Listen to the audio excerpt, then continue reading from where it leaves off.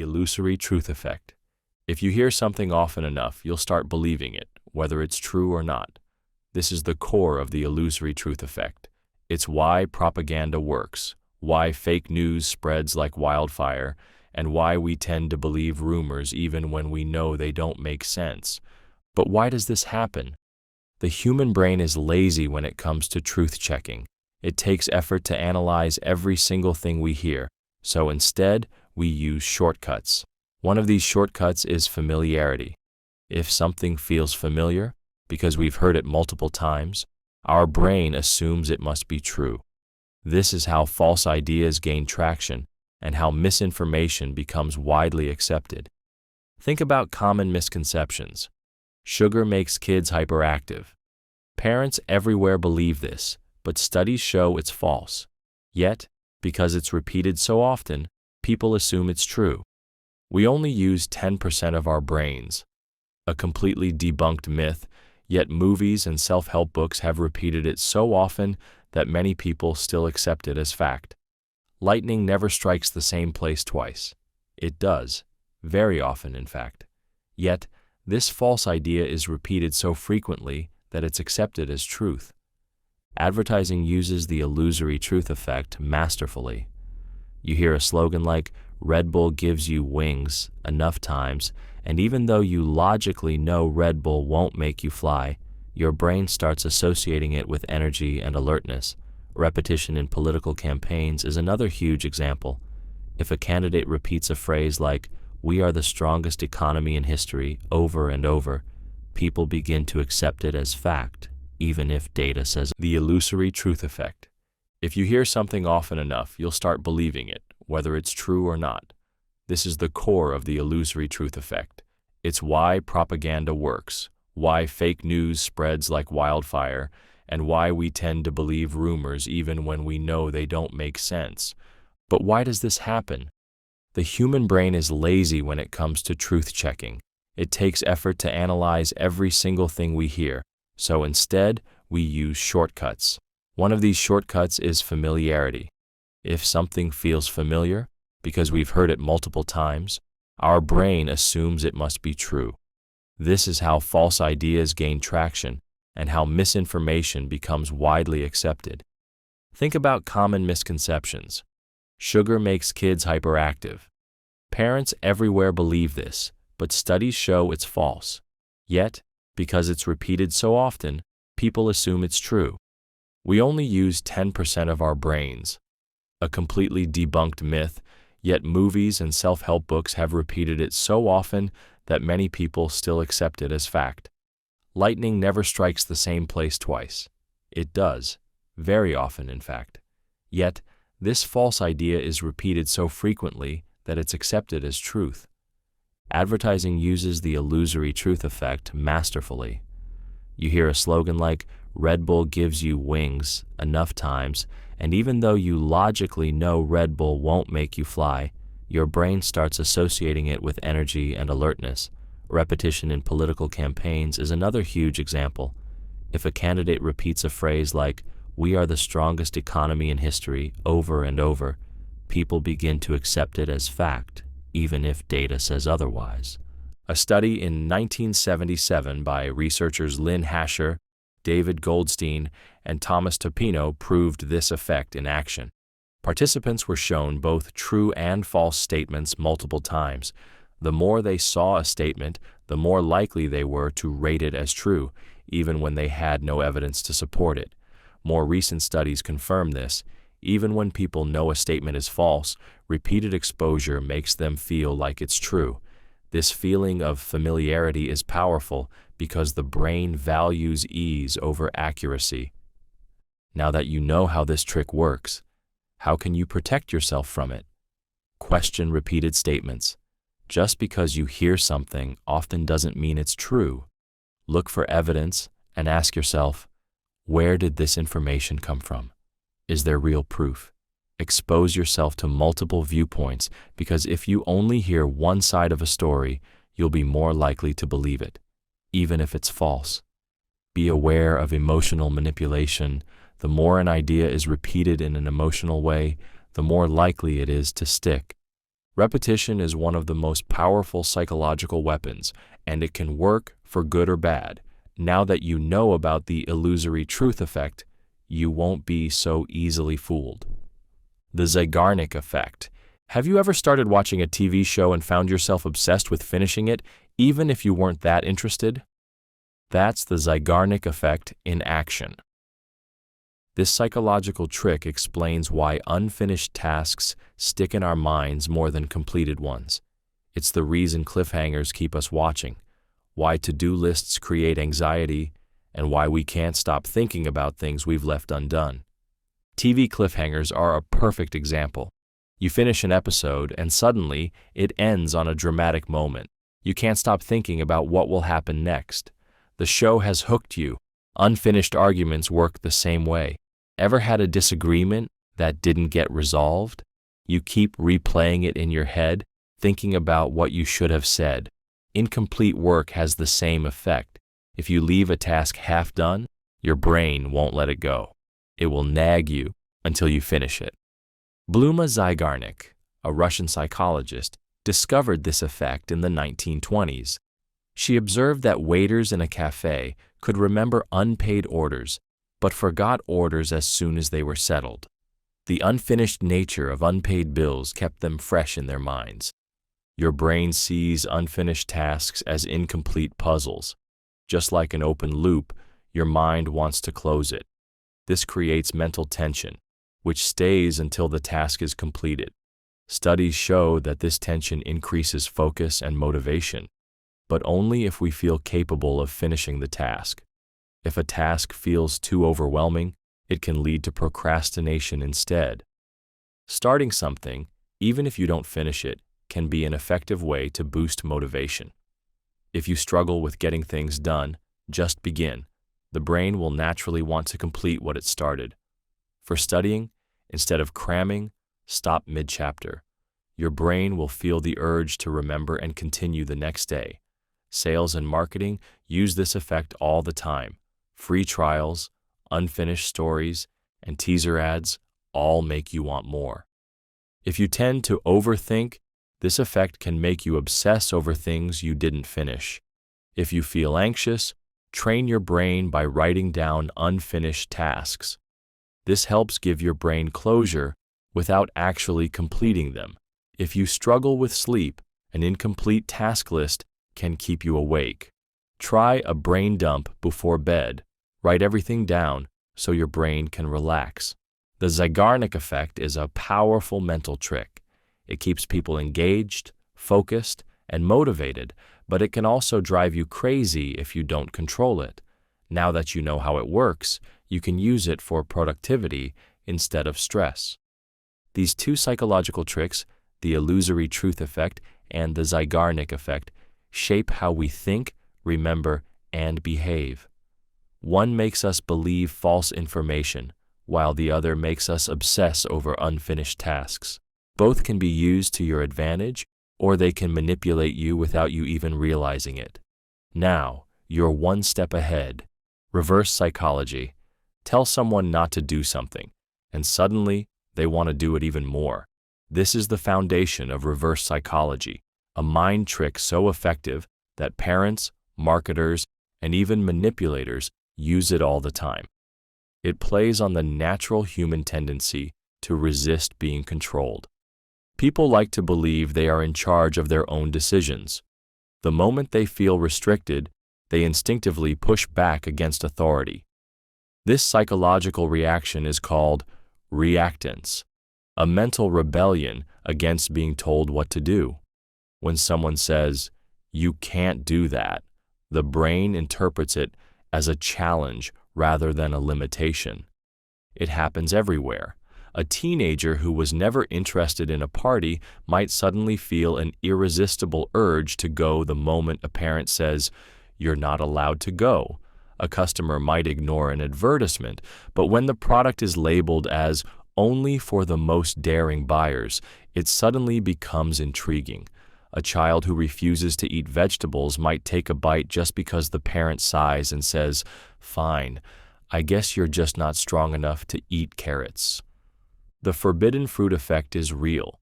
The scarcity principle amplifies it. If something is off limits, we assume it must be special or valuable. This is why people crave limited edition products or why a banned book suddenly skyrockets in popularity. Marketers use reverse psychology constantly. Some ads tell customers, "This deal is not for everyone," subtly implying that only smart or elite buyers will take advantage of it. Suddenly, people want in. Some websites show only 2 left in stock, triggering the instinct to grab it before it's too late. The fear of missing out, FOMO, kicks in, making the purchase feel urgent. Reverse psychology also appears in negotiation tactics. If someone is hesitant about a deal, the other party might say, "You're probably not interested," and that's fine. A statement that makes the hesitant person more eager to prove they are interested. Salespeople use this to push indecisive buyers into closing deals. One of the most powerful applications of reverse psychology is in leadership and persuasion. A manager might say, "I doubt anyone is brave enough to take on this challenge," and suddenly, employees step up to prove them wrong. Coaches often use it to push athletes. "You probably can't run another lap, can you?" which sparks the drive to prove otherwise. But there's a dark side. Manipulative individuals use reverse psychology to control others without appearing controlling. In toxic relationships, a person might say, "Fine, leave if you want," knowing that this statement will provoke guilt and make the other person stay. Some people use it to create artificial scarcity, making themselves seem unattainable to make others chase them. Recognizing reverse psychology when it's used against you is key to protecting your autonomy. When someone tells you not to do something, pause and ask yourself, "Am I making this choice because I truly want to, or because I feel pressured by the restriction?" Taking a step back can help you break free from emotional manipulation and make clearer decisions. Reverse psychology is a powerful tool, but it works best when used subtly. The more obvious it is, the less effective it becomes. The key to making it work is to not sound like you're trying to control someone, because the moment they sense manipulation, it backfires. Anchoring bias. The first piece of information you hear in a conversation has more power over your decision than you think. This is anchoring bias, a mental shortcut where the brain clings to the first number, idea, or statement as a reference point, even if it's completely random. This trick is why salespeople start negotiations with a high price, even if they plan to lower it. It's why you feel like a $100 discount is a great deal, even if the original price was artificially inflated. And it's why your first impression of someone sticks, even if later evidence contradicts it. Anchoring bias works because the human brain doesn't process information in isolation. Instead, it compares new data to what it already knows. The first number or statement you hear becomes the foundation, and everything after that is judged relative to it. Imagine you walk into a store and see a jacket priced at $500, then another one at $150. The second jacket feels like a steal, but what if you had seen the $150 jacket first, followed by one priced at $50? Suddenly, the $150 jacket seems overpriced. The actual value hasn't changed, but your perception of it has, because of the anchor. Businesses use anchoring to frame decisions in their favor. Ever noticed how restaurants list an outrageously expensive dish at the top of the menu? Almost no one orders it, but it makes everything else look reasonably priced in comparison. Real estate agents show buyers overpriced houses first, so the next ones seem like bargains. Tech companies launch a premium version of a product first, so the regular version appears more affordable. Anchoring bias also affects salary negotiations. If a company offers you $40,000, your mind locks onto that number, even if you deserve more. But if you propose $60,000 first, the negotiation revolves around a higher starting point. The first number sets the stage. It even affects courtroom decisions. If a lawyer asks for an unusually high settlement, the final amount awarded is likely to be higher, even if it's lower than the original demand. Judges, juries, and negotiators all unconsciously lean toward the anchor. Anchoring bias can also distort perceptions of people. If someone is introduced as brilliant, you unconsciously look for signs of intelligence. If they're described as difficult, you filter their actions through that lens. First impressions stick because of anchoring. But it's not just external influences. People anchor their own beliefs too. If you've always thought of yourself as bad at math, that belief becomes an anchor. Even when you improve, your mind holds on to the old identity, making it harder to recognize progress. Avoiding anchoring bias requires deliberate thinking. Instead of accepting the first piece of information as fact, challenge it. When you see a discount, ask yourself, what was the original price, and was it fair? When negotiating, don't let the other person set the anchor. Set it yourself. Recognizing the power of anchoring can change how you make decisions. If you can control the first number or idea in a conversation, you control the entire frame of reference. And if you're aware of it when others try to anchor you, you'll be able to break free from its influence. The Ben Franklin effect. It seems logical to assume that if you help someone, they will feel grateful and more inclined to return the favor. But strangely enough, psychology suggests the opposite. People who do a favor for you are actually more likely to help you again than those whom you help. This is known as the Ben Franklin effect, a counterintuitive trick of the mind that rewires how we see others based on our own actions. The effect was named after Benjamin Franklin, who used it to turn an adversary into an ally.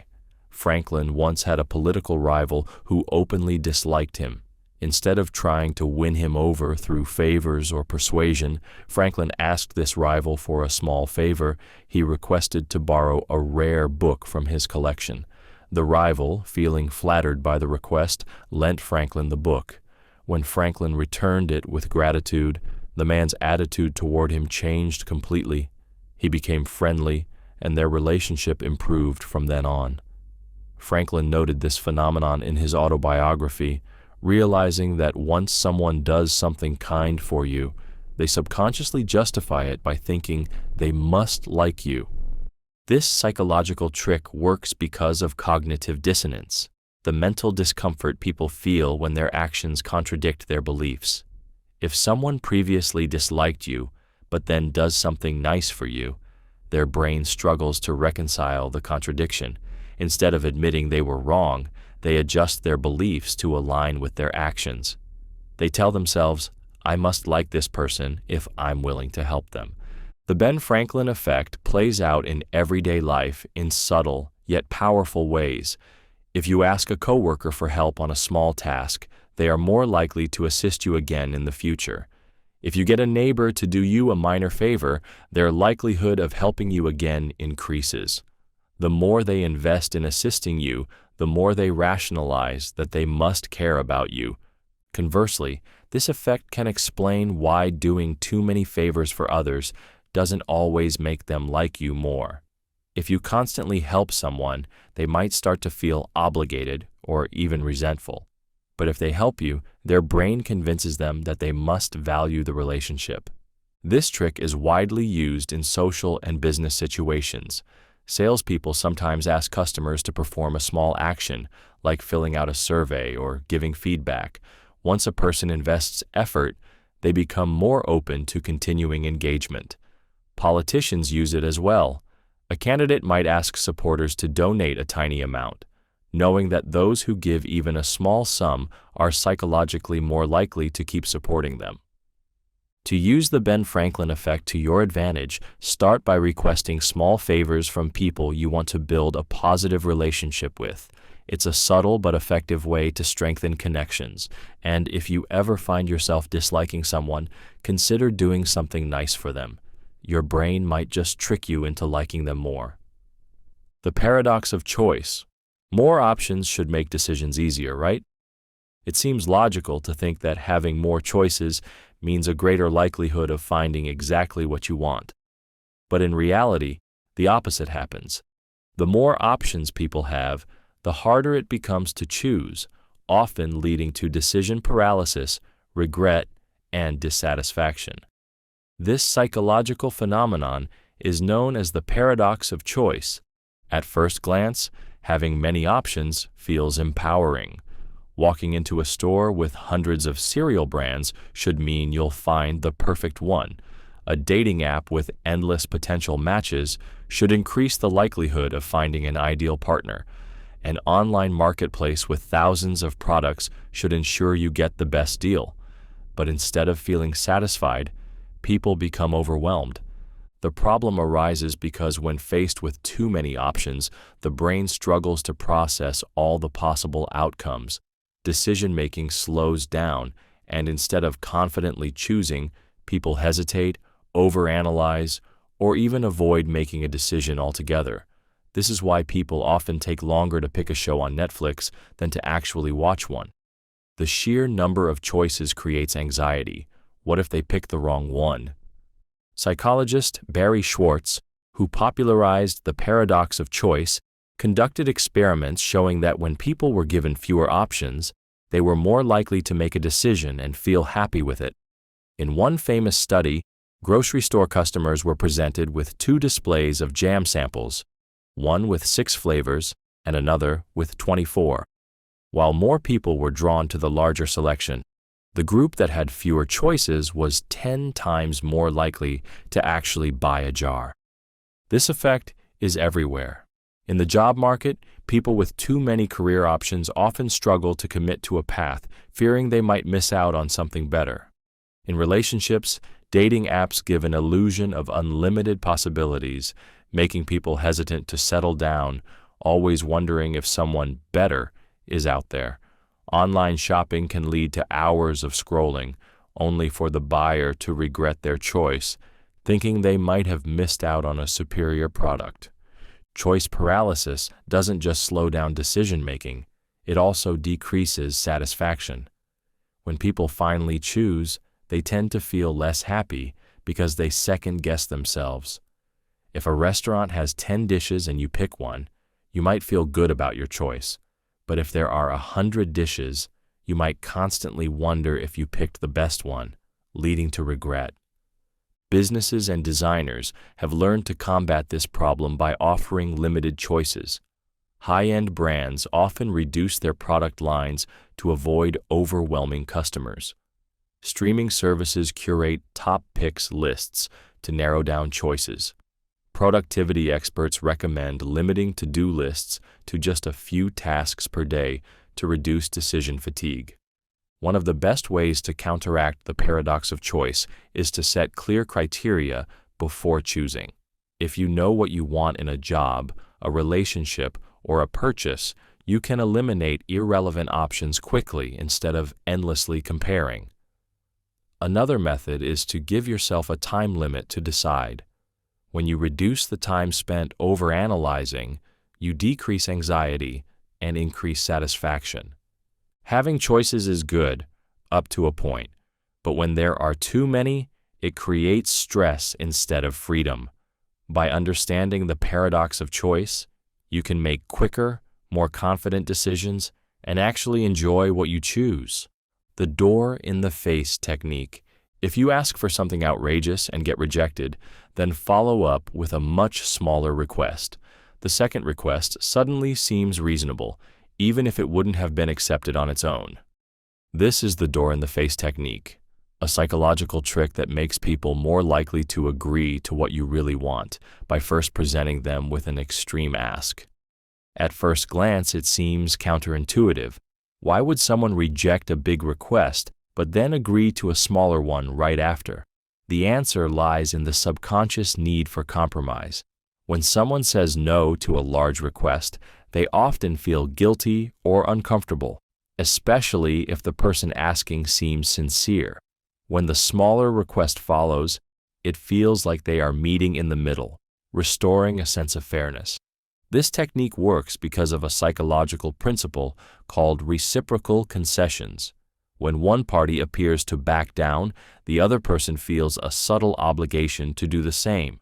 The second request feels more reasonable, not necessarily because it is, but because it's being compared to the first one. Salespeople, negotiators, and fundraisers use this tactic all the time. Imagine a charity worker asking you to donate $500 to a cause. You decline because it's too much. Then they say, "Okay, how about just $20? Suddenly, $20 seems much more reasonable, even though you wouldn't have considered it if they had asked for it first. Retailers use this trick as well. A store might try to sell you an expensive bundle of products. When you hesitate, they say, "Okay, how about just buying this one item?" By contrast, the single item now feels affordable, even though you may not have planned to buy anything at all. Parents unknowingly use the door-in-the-face technique on their children. A parent might ask their child to clean the entire house. The child refuses. Then the parent says, "Okay, at least clean your room." The child, feeling like they've gotten out of the bigger chore, agrees, when they might not have if that was the first request. This technique can also work in negotiations. If an employee wants a raise of $5,000, they might start by asking for $10,000. When the employer declines, the employee compromises and asks for $5,000 instead, making it seem like a reasonable middle ground. But there's a limit to how extreme the first request can be. If it's too absurd, the person might feel manipulated and refuse everything. The best way to use the door-in-the-face technique is to make the first request big but not ridiculous. If the person sees the first ask as something you could genuinely want, the second request feels like a fair adjustment rather than a trick. Understanding this technique allows you to recognize when it's being used on you. Next time someone presents you with a massive request before scaling it down, ask yourself, would I have agreed to this second request if it was the first one I heard? If not, you're likely being influenced by the door-in-the-face technique. The foot-in-the-door technique. If you can get someone to say yes to a small request, they are far more likely to agree to a larger one later. This is the foot-in-the-door technique, a psychological trick based on the idea that once people commit to something small, they feel compelled to stay consistent with their actions. The effect happens because of a powerful force in human psychology, the need for consistency. People like to see themselves as rational and consistent in their decisions. Once they say yes to something minor, their brain starts forming an identity around that decision. When asked to do something bigger later, they feel an internal pressure to stay aligned with the commitment they already made. This technique is commonly used in sales, marketing, and even politics. A salesperson might ask, "Can I take just 5 minutes of your time?" If you agree, you've already said yes to engaging with them. Later, when they ask you to sign up for something, you're much more likely to comply because you've already invested in the interaction. Charities use this method effectively. If an organization asks you to sign a petition, you might think, "Sure, why not?" But later, when they ask for a donation, you feel more inclined to give because you've already demonstrated support for their cause. Marketers use this strategy to hook consumers. A company might offer a free trial or a small freebie. Once a customer has engaged with the brand, they feel more comfortable making a purchase. Subscription services like Netflix and Amazon Prime take advantage of this by giving free trials. Once a user has invested time in the service, canceling becomes harder because it feels like a disruption to their routine.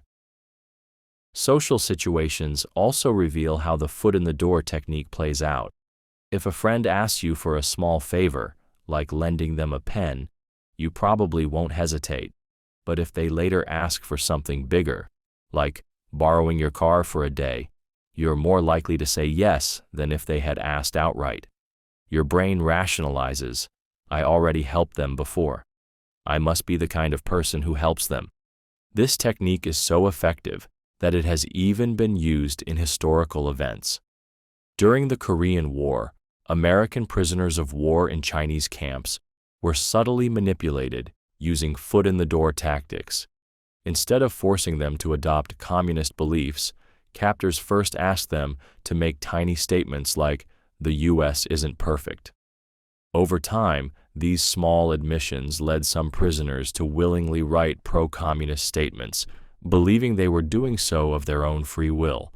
The foot-in-the-door technique is powerful, but it can be recognized and resisted. If you ever find yourself agreeing to something bigger than what you originally intended, ask yourself, would I have agreed to this if I hadn't already committed to something smaller? If not, you're likely being influenced by this psychological effect. Being aware of these techniques allows you to navigate situations more effectively. The door-in-the-face technique gets people to agree by making them feel like they're compromising, while the foot-in-the-door technique builds commitment gradually. Both are powerful tools of influence, whether you're the one using them or the one being influenced. The decoy effect. Sometimes, making a decision feels effortless. One option just seems better. But what if your brain was tricked into thinking that way? The decoy effect is a psychological strategy that influences decision-making by introducing a third, intentionally less attractive option, making one of the original two seem like the obvious choice. This effect is used everywhere, from pricing strategies in business to marketing tactics designed to nudge consumers toward a specific decision. To understand how it works, imagine you're at a movie theater. The menu offers two sizes of popcorn, a small for $3 and a large for $7. You might hesitate. Do you want to spend that much for a large one? Now imagine a third option appears, a medium for $6. Suddenly, the large popcorn seems like an incredible deal. It's just $1 more than the medium. Most people would now choose the large, even if they originally weren't planning to spend that much. The medium option was never meant to sell. It was there to push you toward the large. This works because of relative comparison. On its own, a $7 popcorn seems expensive, but when placed next to a $6 medium, the large no longer feels overpriced. It feels like a bargain. Your brain doesn't evaluate the options in isolation. It compares them to each other. The decoy creates an illusion of value, influencing you to pick the intended choice. Marketers and businesses use the decoy effect constantly. A tech company might offer 3 versions of a product: a basic model, a premium model, and a decoy model that is slightly worse but almost as expensive as the premium. The decoy makes the premium option look significantly better by comparison, pushing customers to spend more. This trick also appears in restaurant menus. A wine list might include 3 options: a cheap bottle, a mid-range bottle, and an expensive one. The mid-range option is often the one most people choose, but restaurants know that adding a slightly more expensive but clearly inferior bottle will make the mid-range wine seem like the best value. The decoy effect is even used in politics and negotiations. If a politician or company wants to make one proposal seem more appealing, they introduce a similar but slightly worse option. Suddenly, the one they wanted you to pick in the first place seems like the clear winner. The best way to avoid being manipulated by the decoy effect is to evaluate your choices independently rather than comparatively. Ask yourself, would I pick this option if the third one didn't exist? If the answer is no, you might be falling for this psychological trap. The scarcity principle. If something seems rare, exclusive, or about to run out, it instantly becomes more desirable. This is the scarcity principle, a psychological effect that makes people place higher value on things that are perceived to be in limited supply. Whether it's a product, an opportunity, or even attention from another person, scarcity makes it feel significantly more important. This effect is hardwired into human psychology. Throughout history, scarcity signaled survival. Resources like food and water were precious when rare, making humans instinctively prioritize them. Even though we now live in a world of abundance, the brain still reacts to perceived scarcity as if it's a life or death matter. Retailers use this trick constantly. Online stores display only 3 left in stock warnings, creating a sense of urgency. Limited time sales make people rush to buy things they might not have even wanted before. Black Friday is a perfect example. Products are available all year, but the fear of missing out, FOMO, during the sale causes a buying frenzy. Luxury brands have mastered the art of scarcity. High-end watches, handbags, and sneakers are often produced in small quantities, not because they can't make more, but because they know scarcity increases demand. People want what they can't easily have. When Apple releases a new iPhone and stock runs low, the anticipation skyrockets. People who wouldn't have rushed to buy it suddenly feel an overwhelming need to get one. The scarcity principle also applies in relationships and social settings. A person who is always available is often taken for granted, but someone who is selective with their time is perceived as more valuable. In dating, people who seem harder to get often appear more attractive, even if they aren't necessarily better partners. The feeling of potential loss makes them seem more desirable. Travel and hotel booking websites use this effect aggressively. Messages like, "Only 1 room left at this price," or "5 people are looking at this right now," create pressure. The same happens with airline tickets, where prices appear to fluctuate based on demand. In reality, these tactics are carefully designed to manufacture urgency. Psychologists have tested this principle in experiments. In one study, participants were given 2 identical jars of cookies, one full, one nearly empty. Even though the cookies were the same, people consistently rated the cookies in the near-empty jar as tasting better. The fact that there were fewer of them created the illusion of higher value. Scarcity also plays a role in decision-making. A job offer with limited spots available seems more prestigious. A social media post that disappears after 24 hours is more likely to be watched than one that remains available forever. Even information can be affected by this principle. Secret or restricted knowledge feels more valuable than something widely accessible. Recognizing the scarcity principle allows you to break free from unnecessary pressure. Ask yourself, do I really want this, or am I just reacting to the idea that I might lose it? If you take a step back, the urgency often fades, and you can make clearer decisions. Scarcity is a powerful illusion, but it only works if you let it. The next time something feels overwhelmingly desirable because it's rare, remember, just because something is hard to get doesn't mean it's worth having. Framing effect. The way information is presented can completely alter how people perceive and react to it. This is known as the framing effect, a powerful cognitive bias where the same piece of information leads to different decisions depending on whether it's framed positively or negatively. In short, it's not what you say, but how you say it that influences decision-making. Imagine you're about to undergo surgery. The doctor presents 2 different statistics. This procedure has a 90% survival rate. This procedure has a 10% fatality rate. The facts are identical, but the way they are framed changes how they feel. The first statement sounds reassuring, the second sounds risky.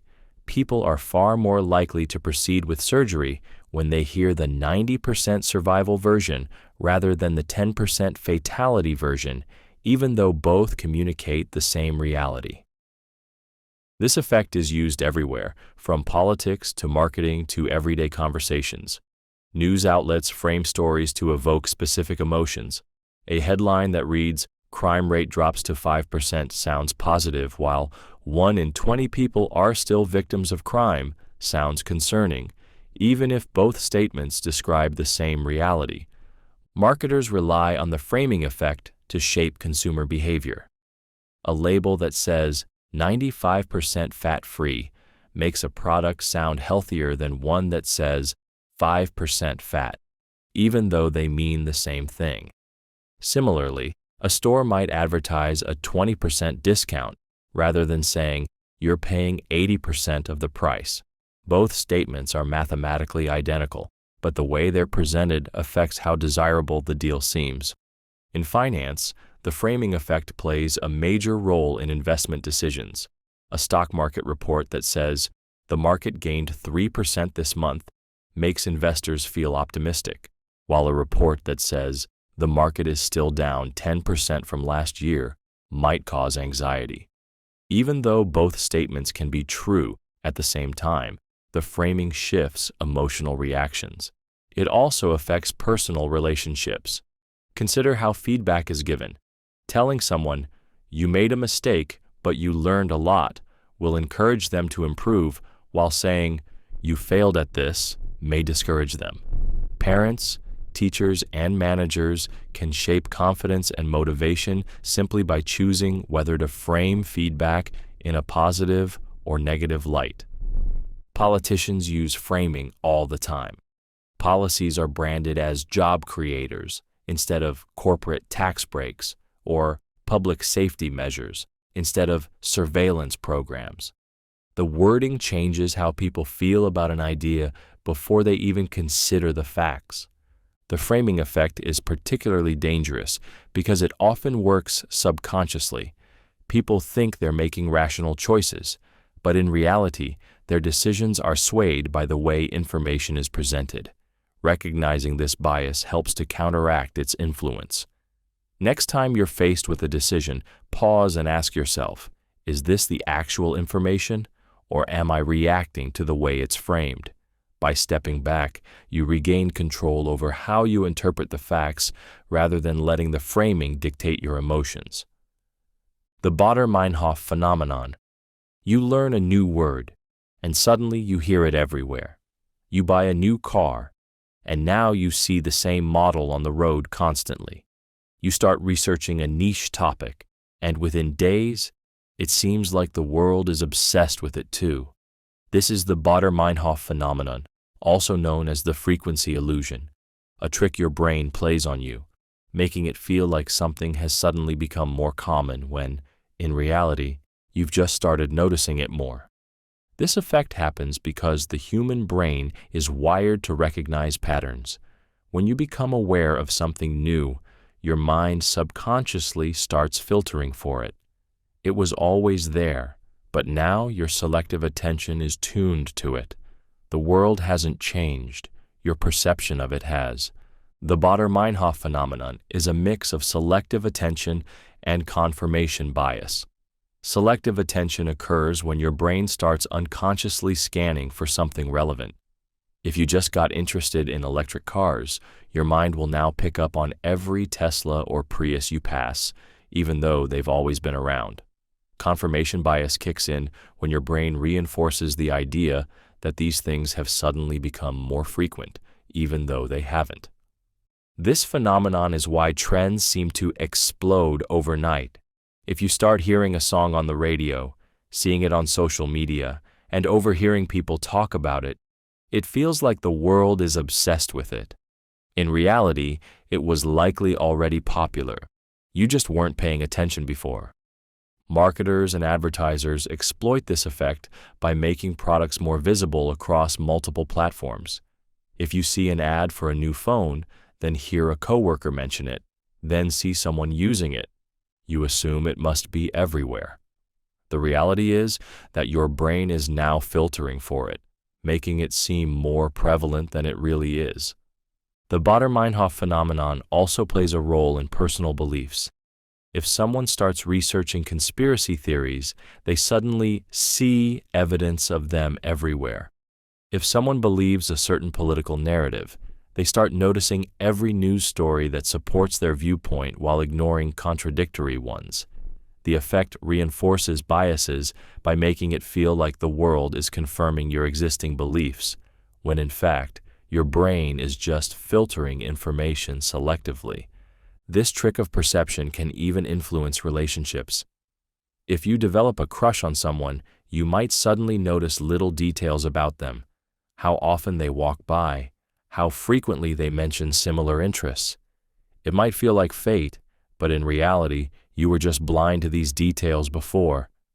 Understanding the Baader-Meinhof phenomenon is important because it reminds us that what we notice isn't necessarily what has changed. Our awareness has changed.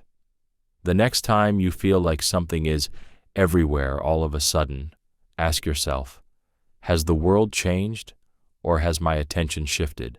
This awareness helps separate coincidence from reality, preventing us from falling into the illusion that something is more common, important, or meaningful than it truly is. The halo effect. A person walks into a room, radiating confidence, dressed immaculately, with a warm, charismatic smile. Instantly, without knowing anything else about them, your mind starts filling in the blanks. You assume they must be intelligent, competent, kind, and even successful. This is the halo effect, a powerful psychological bias where one positive trait, such as physical attractiveness or confidence, influences how we perceive someone's other qualities, even if we have no real evidence. The halo effect explains why attractive people are often assumed to be smarter or more talented than they actually are. Studies have shown that individuals perceived as physically attractive are more likely to get hired, receive promotions, and even be given lighter sentences in court. When someone looks the part, our brains unconsciously assign them other positive characteristics. This effect is not just about physical appearance. A person who speaks eloquently is often assumed to be intelligent. A confident speaker in a meeting is seen as more competent than a quiet, hesitant one, even if their ideas are no better. A celebrity who does charity work is perceived as morally good, even though their private life might be a mess. Marketers use the halo effect to shape our perceptions of brands. If a luxury brand is associated with high-end fashion, people assume all their products must be top quality, even their accessories or fragrances, which might be no better than cheaper alternatives. If a car company produces one successful model, consumers assume their entire lineup must be equally reliable. The effect extends to education and leadership. Teachers tend to rate students they find pleasant or well-behaved as smarter than their peers, even if their test scores say otherwise. Leaders who are charismatic often gain trust more easily than those who are quieter, even if their decision-making skills are not superior. Once the halo effect is in place, it becomes self-reinforcing. When someone is perceived positively, people interpret their actions in a favorable light. If an admired celebrity makes a controversial statement, their fans are more likely to defend or rationalize it. If an attractive coworker makes a mistake, others might excuse it as an accident, whereas a less likable colleague might be criticized for the same error. To avoid falling into the halo effect, it's important to pause and ask, am I judging this person's abilities based on real evidence, or am I being influenced by one standout trait? Recognizing this bias allows you to see people more objectively rather than letting one positive characteristic shape your entire perception of them. The horn effect. The horn effect is the dark mirror of the halo effect. Instead of one positive trait making a person seem better than they are, one negative trait makes them seem far worse. This means that if someone makes a bad first impression, dresses poorly, or has an unlikable personality trait, our brains tend to assume everything else about them is negative, even when there's no real reason to think so. Imagine walking into a job interview. The interviewer notices that your shirt is wrinkled. Even though your skills and experience are strong, they might unconsciously assume you're careless or unprofessional. The horn effect is why people who speak with hesitation or lack confidence are often perceived as less competent, even if their ideas are great. This effect plays out in countless ways. If a student is disruptive in class, teachers may assume they're not intelligent, even if they perform well on exams. If a customer service employee has a slightly rude tone, the customer might assume the entire company has poor service.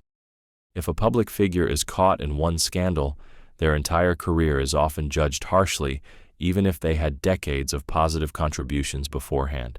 The horn effect can also shape social and professional relationships.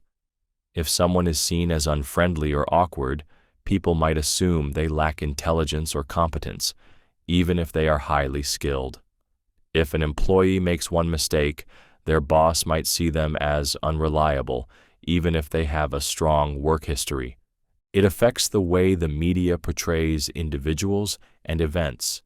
If a news outlet presents someone in a negative light, people tend to accept that characterization without questioning whether there's more to the story. A politician caught in a single embarrassing moment might be branded as incompetent, even if their track record is otherwise strong. Just like the halo effect, the horn effect creates self-fulfilling prophecies. When someone is perceived negatively, others treat them with skepticism or hostility, which can lead them to act defensively or underperform, reinforcing the negative perception. A student unfairly labeled as lazy might stop trying in school because they feel judged. A misunderstood coworker might withdraw socially, further reinforcing the idea that they are unfriendly. To counteract the horn effect, it's important to recognize when we are judging someone too harshly based on a single negative trait. Instead of letting one bad impression cloud your judgment, take a step back and ask, am I making assumptions about this person's character or abilities based on limited information? Separating perception from reality helps ensure that people are judged fairly rather than being defined by one mistake, flaw, or unfavorable characteristic. Both the halo effect and the horn effect show how first impressions and singular traits shape our overall perception of people. Understanding these biases allows us to make more rational judgments and ensures we don't unfairly elevate or diminish someone based on factors that might not truly reflect their abilities or character. The bystander effect. In moments of crisis, we like to believe that if someone needed help, people around them would step in. But in reality, the more people there are, the less likely anyone is to take action. This is the bystander effect, a psychological phenomenon where individuals are less likely to help in an emergency if others are present, simply because they assume someone else will. This effect was famously demonstrated in the tragic case of Kitty Genovese in 1964.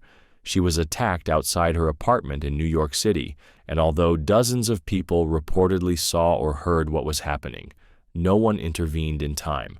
When asked why they didn't help, many bystanders assumed that someone else would. This case led to research into what prevents people from taking action when help is needed. The bystander effect happens because of diffusion of responsibility. The more people there are, the less responsibility any single person feels to act. If you were the only witness to an accident, you'd likely feel compelled to help. But if a large crowd is watching, your brain assumes someone else is more qualified or responsible, and as a result, no one does anything. Another reason for this effect is social influence. People look to others for cues on how to behave. If no one else seems alarmed, individuals hesitate, assuming there's no real emergency. This hesitation creates a cycle, each person waiting for someone else to act, and in the process, no one moves. This effect is common in group settings, from workplace harassment to public altercations. If an employee is being mistreated, coworkers may hesitate to speak up, assuming someone else will. In public conflicts, onlookers often freeze because no one wants to be the first to intervene. Even in something as simple as littering, if people see trash on the ground but no one picking it up, they assume it's not their responsibility. Overcoming the bystander effect requires breaking this mental barrier. If you're in an emergency and need help, single out one person instead of appealing to the group. Instead of shouting, "Somebody call an ambulance," point directly at someone and say, "You call an ambulance." This eliminates diffusion of responsibility and forces a specific individual to take action. If you're a bystander, remind yourself that just because others aren't helping doesn't mean you shouldn't. Taking the first step can create a ripple effect. Once one person acts, others are far more likely to follow. The key to breaking the bystander effect is not assuming someone else will step up, because everyone else is thinking the same thing. Social proof. People don't like to be the first to do something, but if they see others doing it, suddenly it feels safe, acceptable, and even desirable. This is social proof, a psychological phenomenon where people tend to follow the actions of the crowd, especially when they're unsure of what to do. This effect explains why laughter tracks in sitcoms make jokes seem funnier, why long lines outside restaurants make them appear better, and why viral trends explode seemingly overnight. When people are uncertain, they look to others for guidance, assuming that if a lot of people are doing something, it must be the right thing to do.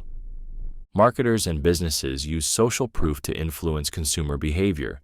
If you visit a website and see over 1 million customers have bought this product, it instantly makes the item seem more valuable. Customer reviews, testimonials, and influencer endorsements all tap into this principle. People are more likely to trust a product if they see that others have already approved of it. Social proof isn't just about purchases. It shapes opinions, behaviors, and even moral judgments. If you enter a new workplace and see that no one speaks up in meetings, you'll likely follow that behavior, assuming it's the norm. If you see a group of people looking up at the sky, you'll probably look up too, just to see what they're looking at. The desire to conform is deeply embedded in human psychology. This effect becomes even stronger in uncertain situations. When people don't know what to do, they mimic those around them. If a fire alarm goes off and no one reacts, others assume it's a false alarm. But if one person runs for the exit, the entire crowd follows. Social proof can also be used for manipulation.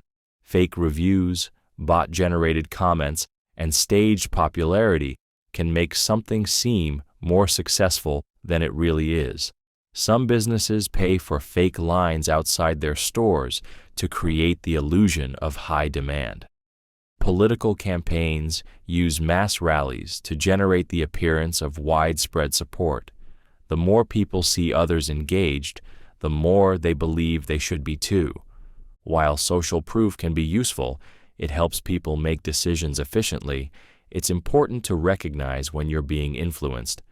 Ask yourself, am I doing this because I truly want to, or just because I see others doing it? Being aware of social proof allows you to make decisions based on logic rather than just following the crowd. Both the bystander effect and social proof show how deeply group behavior influences individual decisions. One causes inaction, the other drives conformity.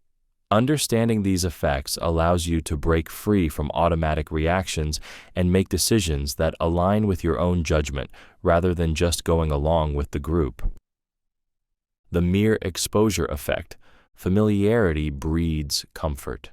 The more we see, hear, or experience something, the more we tend to like it, even if we were indifferent or skeptical at first. This is the mere exposure effect, a psychological phenomenon where repeated exposure to something increases our preference for it. It's why songs that initially seemed average start to sound good after multiple listens, why certain brands feel more trustworthy simply because we see them often, and why even faces of strangers start to seem friendlier over time. This effect was first studied by psychologist Robert Zeigarnik in the 1960s. He conducted experiments showing that when people were repeatedly exposed to unfamiliar stimuli, such as nonsense words, geometric shapes, or even random faces, They began to like them more just because they had seen them multiple times. The key takeaway? Familiarity creates preference, even when there's no logical reason for it. Marketers and advertisers use this effect extensively. This is why companies flood consumers with advertisements. Seeing the same brand again and again makes it feel more familiar and, therefore, more likable. Political campaigns operate the same way. A candidate's name or slogan, if repeated enough, starts to seem more acceptable, even to people who were initially indifferent. The mere exposure effect influences our social lives as well. People tend to like others more simply because they see them often. This explains why coworkers or classmates we initially had no strong feelings about start to feel like friends over time. The more we interact with someone, the more our brain categorizes them as safe and familiar, increasing our natural affinity for them. This effect even shapes romantic attraction. Studies have shown that proximity plays a major role in relationships. People are more likely to form bonds with those they encounter frequently, whether it's someone they see at work, the gym, or even on social media. The repeated exposure builds a sense of connection, even if there was no initial attraction. But the mere exposure effect has a limit. If overexposure happens too quickly or aggressively, it can backfire and lead to boredom or annoyance. This is why catchy songs that play everywhere can become irritating, why overplayed ads start feeling intrusive, and why someone texting too frequently can come across as clingy rather than endearing. Understanding this effect can help us shape our own habits. If you're trying to develop a taste for something, whether it's a new hobby, a genre of music, or even a healthy food, you don't have to force yourself to love it instantly. Exposure alone can shift your preferences over time. On the flip side, if you're being influenced by repetitive messaging, take a step back and ask, do I actually like this, or do I just feel familiar with it? Cognitive dissonance. People like to believe they are logical and consistent in their thoughts and actions, but when reality contradicts their beliefs, an uncomfortable tension arises. This is cognitive dissonance, the mental discomfort that happens when we hold two conflicting ideas at the same time, or when our actions contradict our values. To reduce this discomfort, the brain works to resolve the conflict, often by changing our beliefs or justifying our behavior in ways that might not be entirely rational. Imagine a smoker who knows smoking is bad for their health. This knowledge contradicts their actions, creating cognitive dissonance. To resolve this, they might tell themselves, lots of people smoke and live long lives, or I only smoke socially, so it's not that bad. Instead of changing the habit, they adjust their thinking to reduce the conflict. This effect happens constantly in daily life. If someone spends a lot of money on an expensive but disappointing purchase, they might convince themselves that it was a great investment rather than admitting they wasted money. If a person stays in a bad relationship, they might justify it by saying, "We've been together for so long, it would be wrong to leave now," even if they are unhappy. Their brain rewrites the narrative to maintain psychological comfort. Cognitive dissonance is especially strong when people's identity is at stake. If someone believes they are a generous person but refuses to donate to charity, they might downplay the importance of generosity or find reasons why that specific charity doesn't deserve their help. Their mind works to defend their self-image, even if it means bending reality. This principle also explains why changing deeply held beliefs is so difficult. When people encounter evidence that contradicts their worldview, their brain often rejects it rather than accept the uncomfortable truth. A person who strongly believes in a conspiracy theory, for example, won't abandon it just because they see contradictory facts. Instead, they might say, "That's just what they want us to think." Their mind protects them from the psychological discomfort of admitting they were wrong. Marketers, politicians, and cult leaders all exploit cognitive dissonance. If someone is persuaded to take a small action, like signing a petition or trying a product for free, they start to see themselves as someone who supports that cause or brand. Later, when they're asked to donate money or make a purchase, they're more likely to comply to stay consistent with their previous actions. The key to overcoming cognitive dissonance is self-awareness. When you feel defensive or uncomfortable about a decision, ask yourself, am I justifying this because I truly believe it, or because I don't want to feel wrong?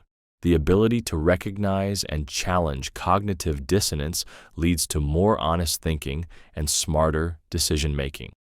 Both the mere exposure effect and cognitive dissonance reveal how subtle forces shape our thoughts and behaviors. One makes us like things simply because we encounter them frequently. The other pushes us to justify choices even when they conflict with logic. Understanding these effects can help us become more mindful of why we believe what we believe, and when it might be time to re-evaluate our thinking. The Pygmalion effect.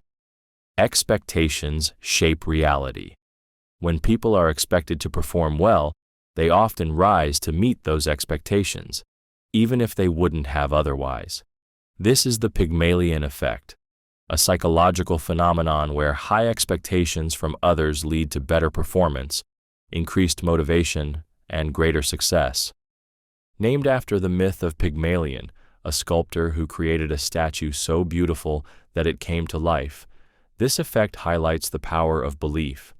When a teacher believes a student is gifted, when a coach believes an athlete is talented, or when a boss believes an employee has great potential, their belief alone can enhance performance.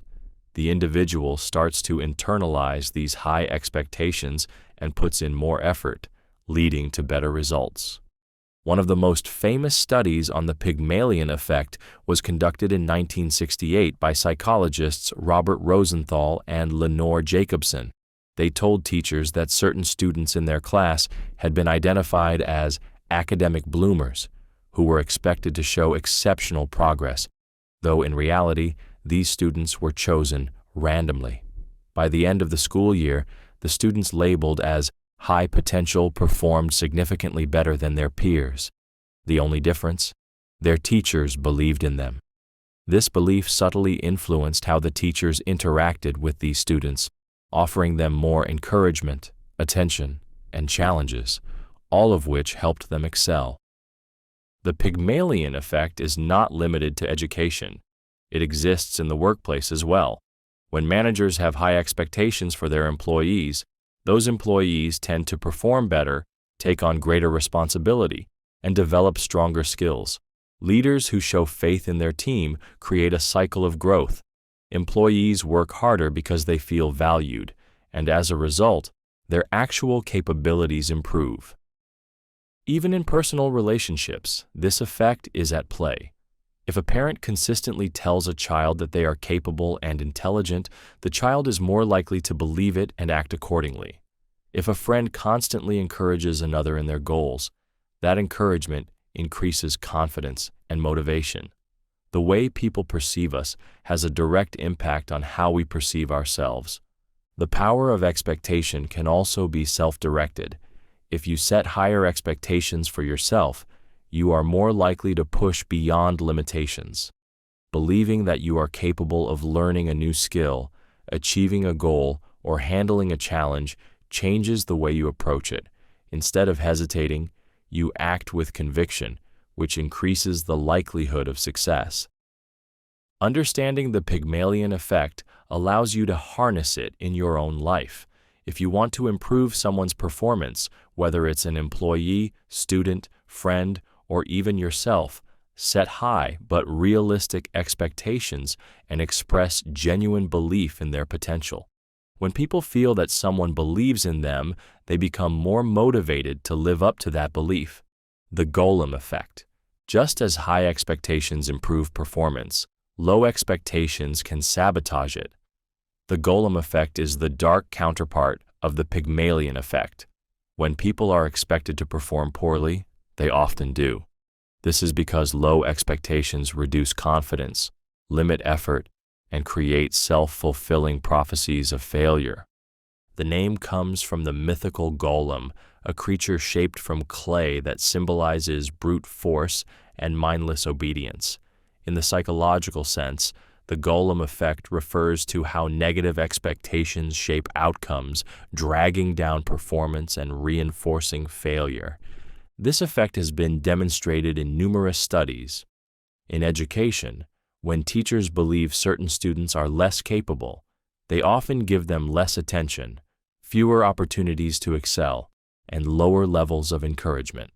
As a result, those students become less engaged and perform worse, not because they are naturally less capable, but because they were expected to fail.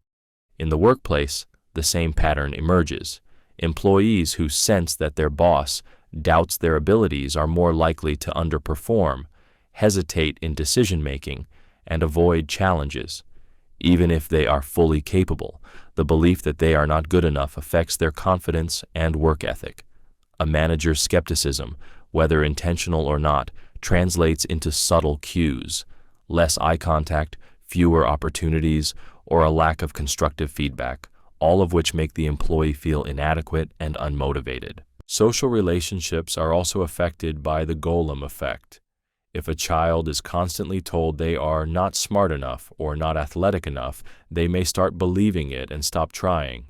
If a person is repeatedly made to feel incompetent by friends, family, or a romantic partner, their self-esteem takes a hit, making it harder for them to succeed in areas where they otherwise could have thrived. What makes the golem effect particularly dangerous is that it often goes unnoticed. Unlike outright criticism, low expectations can be subtle: a lack of trust, an absence of encouragement, or even the tone in which someone is spoken to. Over time, the person receiving these signals internalizes the belief that they are not capable, leading to reduced effort and, ultimately, the very failure that was predicted. Breaking free from the golem effect requires conscious intervention. If you realize you're being subjected to low expectations, whether at work, in school, or in personal life, you have to mentally reject those limitations. Self-awareness is key. Ask yourself, am I really incapable, or have I just absorbed someone else's doubt? Surrounding yourself with people who believe in your potential can counteract the negative effects of low expectations. For leaders, teachers, and mentors, the lesson is clear. Be mindful of the expectations you set for others. Even if someone struggles at first, reinforcing belief in their ability to improve makes a huge difference. By avoiding negative labels and encouraging effort rather than focusing on shortcomings, you can prevent the golem effect from taking hold. Both the Pygmalion effect and the golem effect prove that expectations are powerful enough to shape reality. One pushes people to excel, while the other holds them back. The key to success, whether for yourself or others, is to set expectations that inspire growth rather than reinforce failure. The spotlight effect. People tend to believe they are the center of attention, assuming that others notice their every flaw, mistake, or awkward moment. But in reality, most people are too focused on themselves to pay much attention to you. This is the spotlight effect, a psychological phenomenon where individuals overestimate how much others notice their actions, appearance, or mistakes. Imagine you spill coffee on your shirt before a big meeting. You walk in, convinced that everyone is staring at the stain and silently judging you. But the truth is, most people don't notice at all, or if they do, they quickly forget about it. While it might feel like a major embarrassment to you, it's barely a blip on anyone else's radar. This effect was confirmed in a famous study by psychologists Thomas Gilovich and Kenneth Savitsky. They asked participants to wear an embarrassing t-shirt featuring a picture of Barry Manilow and estimated how many people in a room noticed it. Participants believed that everyone had noticed their shirt, but in reality, only a fraction of people even paid attention. This experiment revealed a core truth. We believe others are watching and judging us far more than they actually are. The spotlight effect occurs because of egocentrism.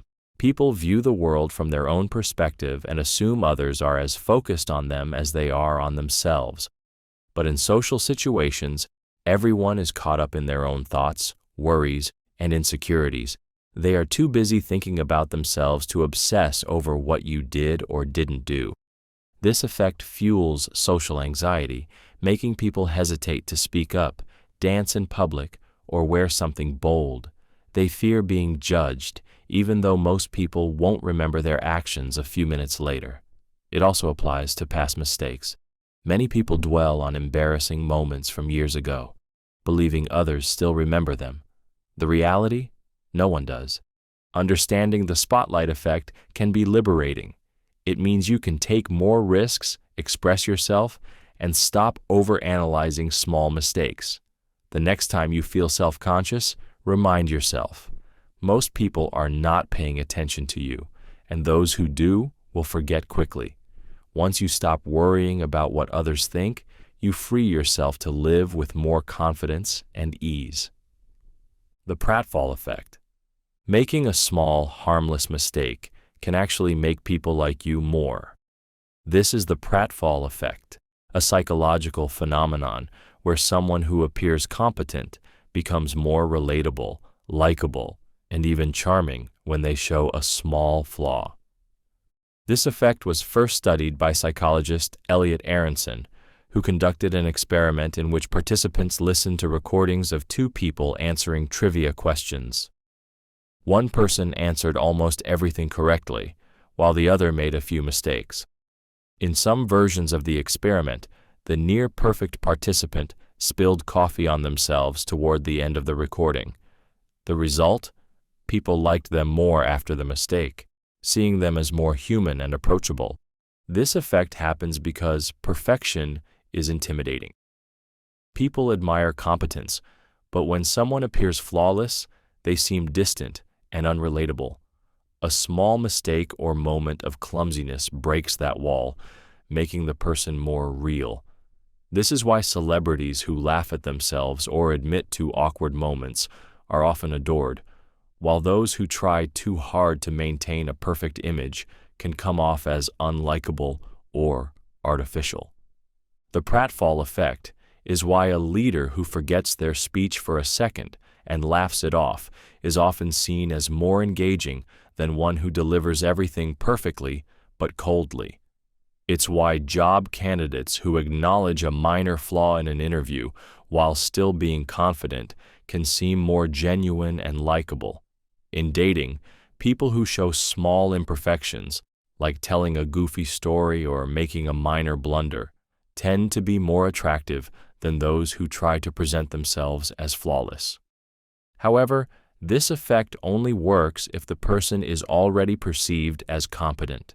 If someone who is struggling in their role makes a mistake, it reinforces negative perceptions rather than increasing likability. The key is balance, being good at what you do, while also being comfortable enough to laugh at yourself and show that you're human. The takeaway? Don't be afraid to be imperfect. A small mistake doesn't ruin your image. It can actually strengthen it. Embracing the pratfall effect means allowing yourself to be authentic, knowing that a little clumsiness or self-deprecating humor can make you more endearing. Instead of fearing small blunders, own them because they make you more real and, in turn, more likable. The FOMO effect, fear of missing out. There's a party happening without you. Your friends are on vacation while you're at home. A new trend is taking off, and you haven't joined in yet. That creeping anxiety you feel, that's FOMO, fear of missing out. The psychological effect that makes people feel uneasy, restless, and even impulsive when they believe others are experiencing something valuable that they are not. FOMO is one of the strongest motivators of human behavior. It is why people refresh social media obsessively, why they impulsively buy products because everyone else has them, and why they say yes to plans even when they'd rather stay home. The fear that others are gaining experiences, status, or advantages that they are missing out on creates a sense of urgency, a feeling that if they don't act now, they will be left behind. Social media amplifies FOMO massively. Platforms like Instagram, TikTok, and Twitter constantly show carefully curated highlights of other people's lives, vacations, parties, successes, new purchases. Even though logic tells us that people only post their best moments, the emotional response is different. It creates the illusion that everyone is living a better life than you. Marketers exploit FOMO relentlessly. Sales tactics like limited time offer, only 2 left in stock, and join 1,000 plus others who have already signed up trigger a sense of scarcity and urgency. The thought of missing an opportunity makes people buy impulsively, even if they don't need the product. Cryptocurrency and stock trading play on FOMO as well. People rush to invest in rising assets, not necessarily because they understand them, but because they fear being left out of potential profits. The psychological root of FOMO is tied to social belonging. Humans are wired to stay connected to the group for survival. In ancient times, missing out on a hunt, a social gathering, or shared resources could mean starvation or isolation.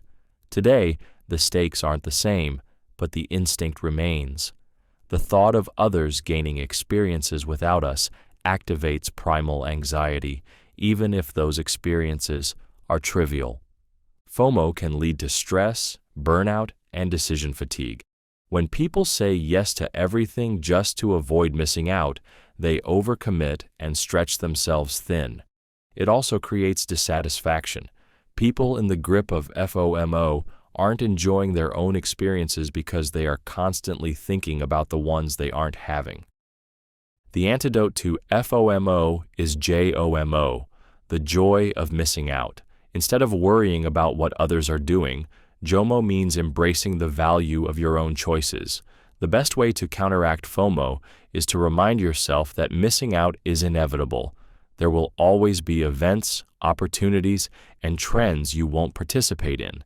Instead of chasing every experience, focus on the ones that genuinely matter to you.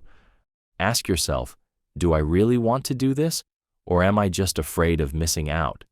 If it's the latter, stepping back and making intentional choices will bring far more peace than constantly chasing what others are doing. The hedonic treadmill. You get a promotion, a new car, or a dream vacation. At first you feel ecstatic, but after a while, the excitement fades, and you go back to feeling normal. The same happens with negative experiences.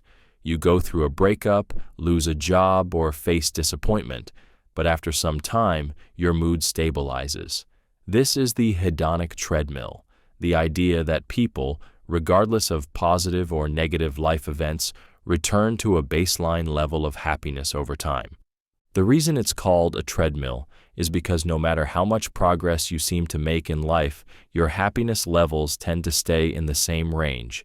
People think that if they reach a certain milestone, getting rich, finding the perfect partner, or achieving a lifelong goal, they will finally be permanently happy. But after the initial thrill wears off, they find themselves back where they started, wanting more. This effect was proven through research on lottery winners and accident survivors. Studies showed that people who won the lottery experienced a temporary spike in happiness, but within a year, they returned to their original mood. Similarly, people who suffered life-altering accidents and became paralyzed initially experienced a drop in happiness, but most of them adapted and returned to near-normal emotional states over time. The hedonic treadmill is fueled by adaptation. When something new and exciting happens, the brain quickly adjusts and begins to take it for granted. This is why material possessions lose their appeal over time, why raises at work feel exciting for only a short while, and why people in long-term relationships stop feeling the same intensity of passion they did at the beginning. Consumerism thrives on this effect. Advertisers sell the idea that the next purchase will finally make you happy, the newest phone, the bigger house, the fancier car. But because happiness always resets, people stay in a constant cycle of wanting more, believing they will eventually reach a lasting state of satisfaction. On the flip side, this effect also explains resilience. Even after negative life events, people gradually return to their emotional baseline. Heartbreaks, failures, and disappointments feel devastating at first, but as time passes, they lose their emotional weight. The human mind is incredibly adaptive, meaning that neither extreme highs nor extreme lows last forever. So, if happiness is always resetting, how do you break free from the hedonic treadmill? The key is appreciation over accumulation. Studies show that gratitude, actively recognizing and appreciating what you already have, can slow down adaptation and extend the feeling of happiness. Instead of constantly chasing the next thing, focusing on the present moment allows for deeper satisfaction. Happiness is not found in external achievements alone. It is built in perspective and mindset. If you can enjoy what you have right now, rather than waiting for some future milestone to complete you, you step off the treadmill and into real, lasting contentment. Loss aversion. Losing $100 hurts more than winning $100 feels good. This is the core of loss aversion, a psychological principle that explains why people are more motivated to avoid losses than to achieve gains. Even when the potential rewards are equal, the pain of losing is felt more intensely than the pleasure of winning. This effect was first studied by psychologists Daniel Kahneman and Amos Tversky, who found that people are naturally risk-averse when it comes to potential losses. Their research showed that losing something valuable feels about twice as powerful as the joy of gaining something of the same value. This is why gamblers feel the sting of a loss far more than the excitement of a win, and why investors often hesitate to sell losing stocks, hoping they will recover rather than accepting the loss. Loss aversion is a major driver of irrational decision-making. People will go to great lengths to avoid losing something, even when it would be smarter to cut their losses. A common example is the sunk cost fallacy. When people continue investing in something, a failing business, a bad relationship, or a boring book, simply because they've already put time or money into it. The idea of losing what they've already invested overrides logic, even if quitting would be the better option. Marketers exploit loss aversion to influence consumer behavior. Free trials are a prime example. Once someone has used a product for free, they feel like they own it, and the idea of losing access makes them more likely to pay for it. Limited time offers also trigger loss aversion. Only 3 left in stock, or sale ends at midnight, make customers rush to buy, not because they need the product, but because they fear missing out. This effect extends to everyday life. Employees might stay in unsatisfying jobs longer than they should because quitting feels like losing security. Athletes refuse to retire even when their performance declines because they fear losing their identity. Even in relationships, people sometimes stay in unhappy situations simply because they fear losing what they've already built. The key to overcoming loss aversion is to reframe losses as opportunities. Instead of thinking, "I can't afford to lose this," ask, "What do I gain by letting go?" Realizing that losses are often just transitions to something better can prevent fear from controlling decisions. Understanding that the pain of loss is psychologically exaggerated can help people make smarter, more rational choices. The endowment effect.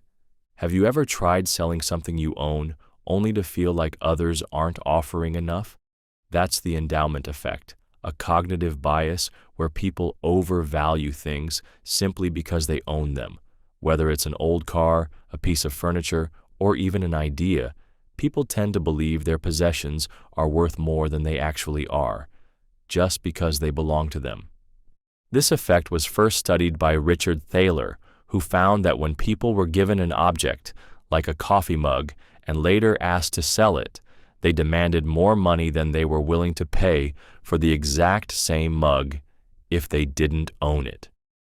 Ownership creates an emotional attachment, making people assign greater value to something than it deserves in an objective market. The endowment effect explains why people often struggle to get rid of clutter. Those old clothes, books, or gadgets that sit unused in closets, even if they no longer serve a purpose, parting with them feels like a loss, even when logically it makes no difference. This bias also affects pricing and negotiations. Sellers often ask for more than buyers are willing to pay because they see their possessions as uniquely valuable. This is why people selling used cars, houses, or personal belongings often feel insulted by low offers, even when the market value justifies them. Marketers and companies exploit the endowment effect to increase customer loyalty. Free trials, test drives, and try-before-you-buy strategies work because once people experience ownership, even temporarily, they feel like the product is already theirs, making it harder to give up. Online shopping platforms use free returns as a strategy, knowing that once customers take an item home, they are less likely to return it because they have mentally attached to it. This effect extends beyond material possessions. People overvalue their own ideas, projects, and opinions, making them resistant to change. In the workplace, someone who has worked hard on a project may reject valid criticism, simply because they feel personally attached to it. In debates, people hold on to their beliefs even when faced with clear evidence, because changing their mind feels like losing something personal. To counteract the endowment effect, it helps to detach from ownership and ask, if this wasn't mine, how much would I value it? This shift in perspective allows for better decision-making, whether it's selling something, decluttering, or even reconsidering long-held beliefs. Both loss aversion and the endowment effect reveal how people's emotional connection to possessions and past investments can distort rational thinking. By recognizing these biases, you can make clearer, less emotionally driven decisions about what's truly worth keeping and what's simply weighing you down. The Dunning-Kruger effect. Have you ever met someone who is shockingly bad at something but completely convinced they're amazing? Or, on the flip side, someone who is brilliant but constantly doubts their abilities? This is the Dunning-Kruger effect, a psychological phenomenon where incompetent people overestimate their abilities, while highly skilled individuals tend to underestimate themselves. The effect was first studied by psychologists David Dunning and Justin Kruger in 1999. Their research showed that people with low competence often lack the self-awareness to recognize their shortcomings. Because they don't fully understand the subject or skill, they don't realize how much they don't know, leading them to overestimate their expertise. Meanwhile, truly skilled individuals have a deep understanding of the subject, making them aware of how much there is still to learn, which leads them to undervalue their abilities. This explains why some of the most confident people are often the least competent. They mistake surface-level knowledge for mastery and assume they are experts after just a little exposure. It's why some people think they can coach a professional sports team after watching a few games, or why someone who skimmed an article suddenly believes they understand complex issues like politics or medicine. On the other hand, highly competent people assume that if something is easy for them, it must be easy for everyone else. They downplay their expertise, thinking, if I can do this, it's probably not that impressive. This is why some of the smartest and most talented individuals struggle with self-doubt and imposter syndrome. The Dunning-Kruger effect can be seen everywhere, from workplaces to politics to social media. People with limited knowledge often speak with absolute certainty, while experts hesitate because they understand the complexities of the topic. This effect is also why some people reject expert advice. They assume they know just as much as professionals in fields they've barely studied. This effect can be dangerous. Overconfident but incompetent individuals can make poor decisions, mislead others, and rise to leadership positions despite lacking the necessary skills. Meanwhile, truly knowledgeable people may hold back, doubting themselves or failing to assert their expertise.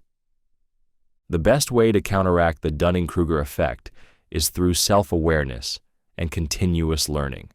If you find yourself absolutely certain about a topic, ask, how much do I actually know?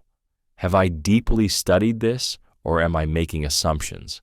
Likewise, if you're skilled at something but struggle with confidence, recognize that your self-doubt is likely a sign of true competence. The most intelligent people never stop learning, and that's precisely what makes them wise. The false consensus effect. Have you ever assumed that most people think like you do, only to be shocked when you realize they don't? That's the false consensus effect, a cognitive bias where people overestimate how much others share their beliefs, opinions, and behaviors. Humans naturally assume their way of thinking is normal and widely accepted. If you love a certain type of music, you might assume most people do.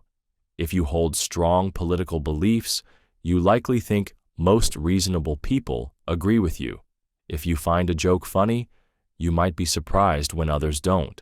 This is because the brain uses itself as the default reference point. We assume that what seems obvious to us must also be obvious to others. The false consensus effect happens because people spend most of their time around like-minded individuals. Social circles, online communities, and workplaces often reinforce the same views. If everyone in your friend group holds a certain opinion, it's easy to believe that's the majority opinion, even if it's actually a minority view in the larger population. This effect distorts perception in several ways. It can lead to social misunderstandings, where people assume others think like them when they don't. It also fuels political and ideological divides. People believe their views are more popular than they actually are, making them more resistant to opposing perspectives. This is why social media can create echo chambers. Platforms show people content that aligns with their beliefs, reinforcing the illusion that everyone agrees with them. The false consensus effect also affects decision-making. Business leaders might assume customers want a certain product because they do. Politicians might overestimate public support for a policy because their close advisors support it. Employers might believe employees are satisfied with workplace conditions simply because no one speaks up, when in reality, many people feel differently but remain silent. One of the most surprising aspects of this bias is that it extends beyond opinions. It also affects moral judgments. Studies show that people assume others would make the same choices they would in ethical dilemmas. If someone thinks stealing is unacceptable, they assume most people feel the same way. If someone would cheat in a specific situation, they assume others would too. This can lead to misjudging others and misinterpreting their actions. To counteract the false consensus effect, it's important to actively seek out different perspectives. Ask yourself, is my belief actually widespread, or am I just surrounded by people who think like me? Engaging with diverse viewpoints helps correct this bias and leads to a more accurate understanding of the world.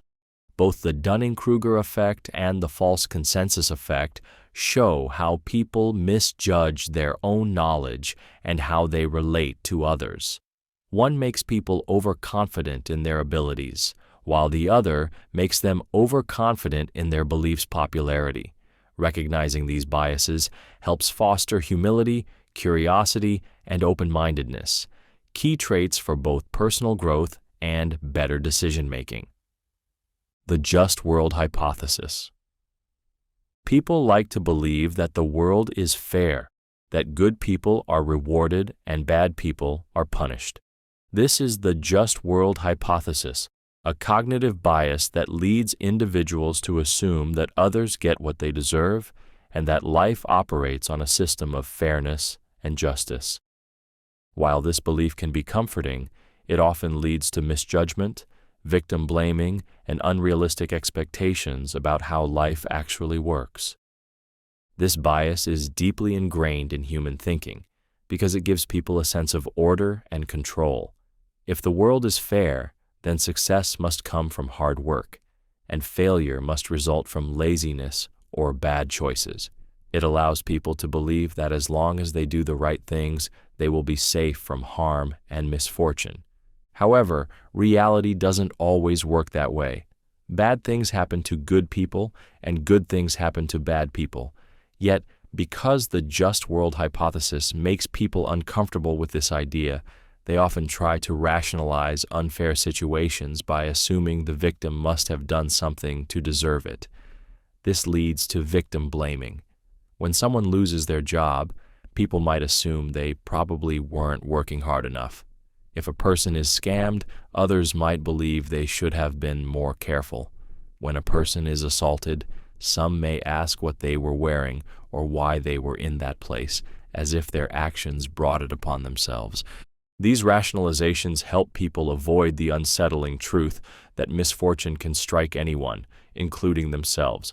By believing that bad things only happen to those who deserve it, people protect themselves from the anxiety that they too could suffer unjustly. The just world hypothesis also distorts perceptions of success.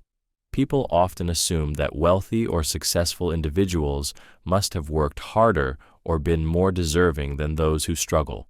This leads to the false belief that poor people must be lazy or incompetent, when in reality, economic success is influenced by privilege, luck, and systemic factors as much as personal effort. This bias affects political and social attitudes. Those who strongly believe in a just world are less likely to support welfare programs, social justice movements, or policies that help the disadvantaged, because they assume people's situations are entirely the result of their own actions. To counteract the just world hypothesis, it's important to recognize that life is not always fair and that people's circumstances are influenced by factors beyond their control. Instead of assuming someone deserved their fate, a better approach is to ask what external factors might have contributed to this outcome. Adopting a more nuanced perspective helps develop empathy, fairness, and a more realistic understanding of the world. The placebo effect. Believing something will work can actually make it work, even if it has no real effect. This is the placebo effect, a powerful psychological phenomenon where expectations alone can trigger real physical or mental improvements. The classic example of this effect comes from medicine. Patients given a sugar pill with no actual drug in it often experience real relief from pain, anxiety, or other symptoms simply because they believe they are receiving actual treatment. Their belief activates the brain's natural ability to heal, releasing endorphins, reducing stress, and even changing physiological responses. Studies show that placebos can be as effective as actual medication in treating conditions like chronic pain, depression, and even some neurological disorders. In some cases, patients who take a placebo for weeks experience lasting health improvements despite receiving no active ingredient. The placebo effect isn't just limited to medicine. It works in fitness and performance, where athletes who believe they've taken a performance-enhancing drug often show improved strength and endurance even when given a placebo. It affects sleep, as people who believe they got a good night's rest feel more refreshed and perform better even if they were sleep-deprived. It also influences stress and anxiety. If someone takes a fake anxiety-reducing pill, their body might actually relax as if the drug were real. This effect happens because the brain and body respond to expectations, When a person expects improvement, their brain releases chemicals like dopamine and endorphins, which mimic the effects of real medication. In a way, the mind convinces the body that healing is happening. The placebo effect is so strong that many clinical trials struggle to prove that new drugs work better than placebos. Even when patients know they are taking a placebo, studies show that they still experience benefits because the ritual of taking a pill itself creates a psychological response. However, the placebo effect also has a dark side, the nocebo effect. Just as positive expectations can improve health, negative expectations can make things worse. If a patient is told a medication has strong side effects, they might experience those effects even when taking a sugar pill. If a person believes they are allergic to something, they might develop real symptoms, even if there is no actual allergen present. Marketers exploit the placebo effect in everyday life. Expensive products seem better because people expect them to be.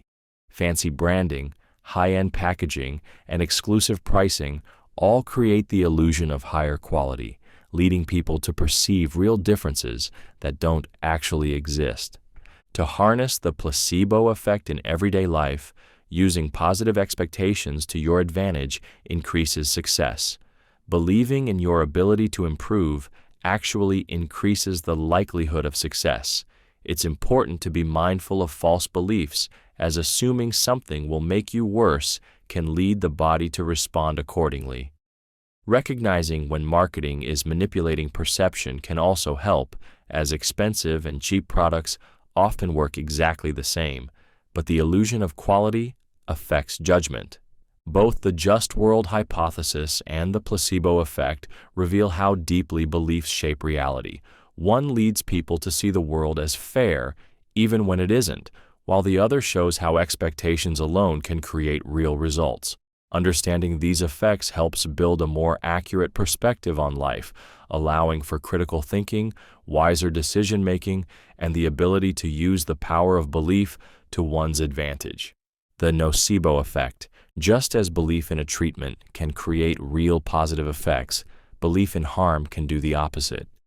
This is the nocebo effect, the psychological phenomenon where expecting something negative increases the likelihood that it will actually happen. While the placebo effect tricks the brain into healing, the nocebo effect does the opposite. It convinces the body that something is wrong, triggering real symptoms, even when no actual harm is present. This effect is commonly seen in medicine. If a doctor tells a patient that a drug has severe side effects, the patient is more likely to experience them, even if they're only taking a sugar pill. In clinical trials, some participants given harmless placebos report headaches, nausea, or even extreme reactions simply because they expected them. Their belief alone caused a physical response. The nocebo effect is not just limited to medical treatments. It happens in everyday life. If a person is told that they will feel exhausted after a long flight, they are more likely to experience fatigue, even if their body wasn't actually deprived of rest. If someone expects that eating a certain food will make them sick, they might develop nausea just from the thought of it. If a group is told that a room contains a strong allergen, some people will start sneezing or experiencing difficulty breathing, even if the allergen isn't actually present. Fear and anxiety fuel the nocebo effect. When a person constantly worries about getting sick, feeling pain, or experiencing a negative outcome, their brain primes the body to manifest those symptoms. Stress hormones flood the system, increasing sensitivity to pain, reducing immune function, and making even small discomforts feel overwhelming. Marketers and media use the nocebo effect to their advantage. Advertisements often emphasize risks and dangers to make consumers feel vulnerable, convincing them to buy unnecessary products for protection. Skincare ads, for example, highlight the risk of aging or skin damage, making people feel insecure about wrinkles they hadn't even noticed before. News headlines exaggerate health scares, causing some people to experience real symptoms based on fear alone. The best way to counteract the nocebo effect is through awareness and mindset shifts. If you notice yourself feeling worse after reading about a symptom, remind yourself that expectations shape reality. If you hear a negative prediction about an experience, focus on neutral or positive possibilities instead. Understanding that the mind plays a powerful role in physical sensations allows you to take control and avoid unnecessary suffering. The ostrich effect. When faced with bad news or uncomfortable truths, people often choose to ignore the problem rather than deal with it. This is the ostrich effect, a psychological bias where people avoid negative information to reduce immediate stress, even though avoiding it often makes the situation worse in the long run. The name comes from the myth that ostriches bury their heads in the sand when threatened, hoping the danger will go away. While real ostriches don't actually do this, humans do it all the time. When confronted with financial problems, health concerns, or difficult conversations, many people instinctively look away, convincing themselves that if they don't acknowledge the issue, it doesn't exist. This effect is common in financial behavior. Many people avoid checking their bank accounts when they suspect they've overspent, hoping to escape the stress of seeing a low balance. Investors ignore market downturns, refusing to check their portfolios during financial crashes because they fear facing reality. Avoiding bad news delays action, often leading to greater losses and missed opportunities. Health is another area where the ostrich effect appears frequently. People experiencing symptoms of a potential illness often put off doctor visits, fearing bad news. Some ignore warning signs of serious conditions, hoping they will go away on their own. Delaying medical checkups, avoiding test results, or refusing to acknowledge unhealthy habits gives temporary relief. But in the long term, it increases the risk of serious health complications. In relationships, people often avoid difficult conversations because they fear confrontation or discomfort. Ignoring problems in friendships, marriages, or workplaces might feel easier at the moment, but problems don't disappear. They build up. Over time, unresolved issues turn into resentment, breakdowns in communication, or complete relationship failure. The ostrich effect also plays a role in global and societal issues. Climate change, economic instability, and political crises are often ignored by those who find the reality too overwhelming. Many prefer to believe everything will work itself out rather than take action, contributing to larger problems that could have been addressed earlier. Overcoming the ostrich effect requires facing reality head-on, even when it's uncomfortable. A good strategy is to reframe problems as challenges to solve rather than threats to avoid. Instead of avoiding financial problems, setting up a budget or seeking advice creates a sense of control. Instead of ignoring health concerns, getting a checkup allows for early intervention. Instead of avoiding difficult conversations, addressing issues directly strengthens relationships rather than weakens them. While ignoring bad news might provide temporary comfort, reality always catches up. By choosing to confront challenges sooner rather than later, people give themselves the best chance to fix problems before they spiral out of control. The key to avoiding the ostrich effect is recognizing that facing the truth, even when it's uncomfortable, is always better than running from it. Hindsight bias. After something happens, people often convince themselves that they knew it all along, even if they had no real way of predicting the outcome. This is hindsight bias, the psychological illusion that makes past events seem more predictable than they actually were. It distorts memory, giving people the false belief that they saw events coming, when, in reality, they are reconstructing their past thoughts based on what they now know. This bias is why people say things like, "I knew that team was going to win," or "I had a feeling that stock was going to crash." But if they truly knew, they would have made a bet or taken action before the event occurred. Instead, They are experiencing a mental trick where their brain rewrites their memory to align with the present reality. Hindsight bias happens because the brain wants to make sense of the past. After an event has unfolded, it is easier to connect the dots in reverse and see the sequence as logical and inevitable. The randomness and uncertainty that existed before the event disappear in hindsight, making the outcome feel like it was always obvious. This effect can be seen in history, finance, sports, and even personal decisions. After major political events, people claim they always knew what was going to happen, even when predictions were mixed. Investors believe they saw stock market crashes coming, even though they made no moves to protect their money. In relationships, people claim they knew a breakup was bound to happen, even though they were fully invested at the time. Hindsight bias can be dangerous because it creates overconfidence. If people believe they always knew what was going to happen, they become less willing to learn from mistakes. They assume they are better at predicting the future than they actually are, leading to poor decision-making. It also affects how people judge others. When looking at someone else's failure, hindsight bias makes it seem like they should have seen it coming, leading to unfair blame or criticism. To counteract this bias, it helps to recognize that life is unpredictable and outcomes are only obvious in retrospect.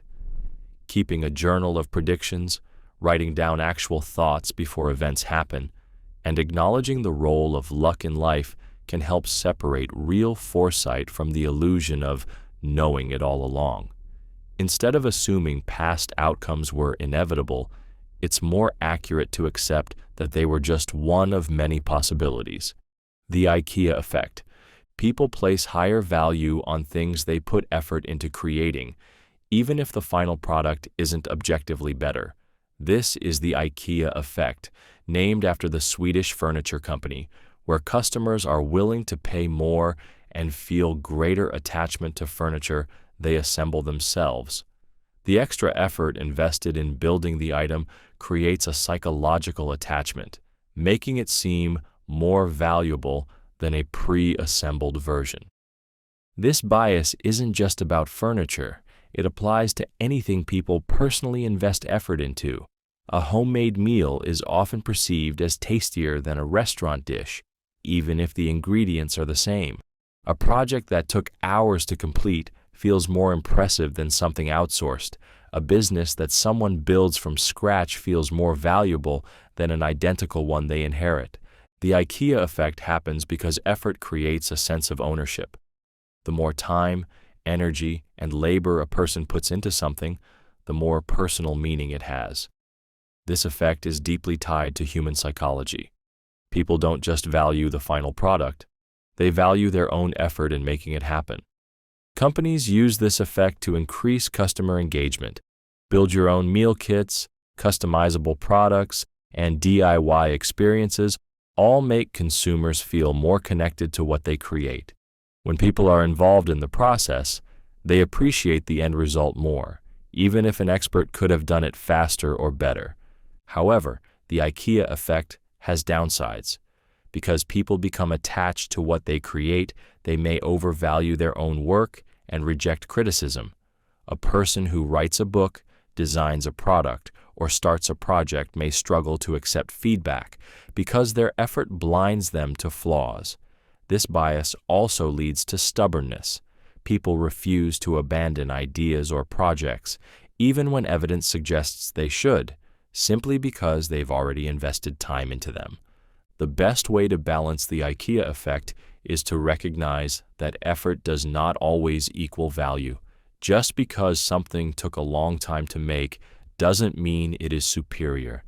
Being open to constructive feedback and understanding that others may not share the same emotional connection to a project can help prevent over-attachment.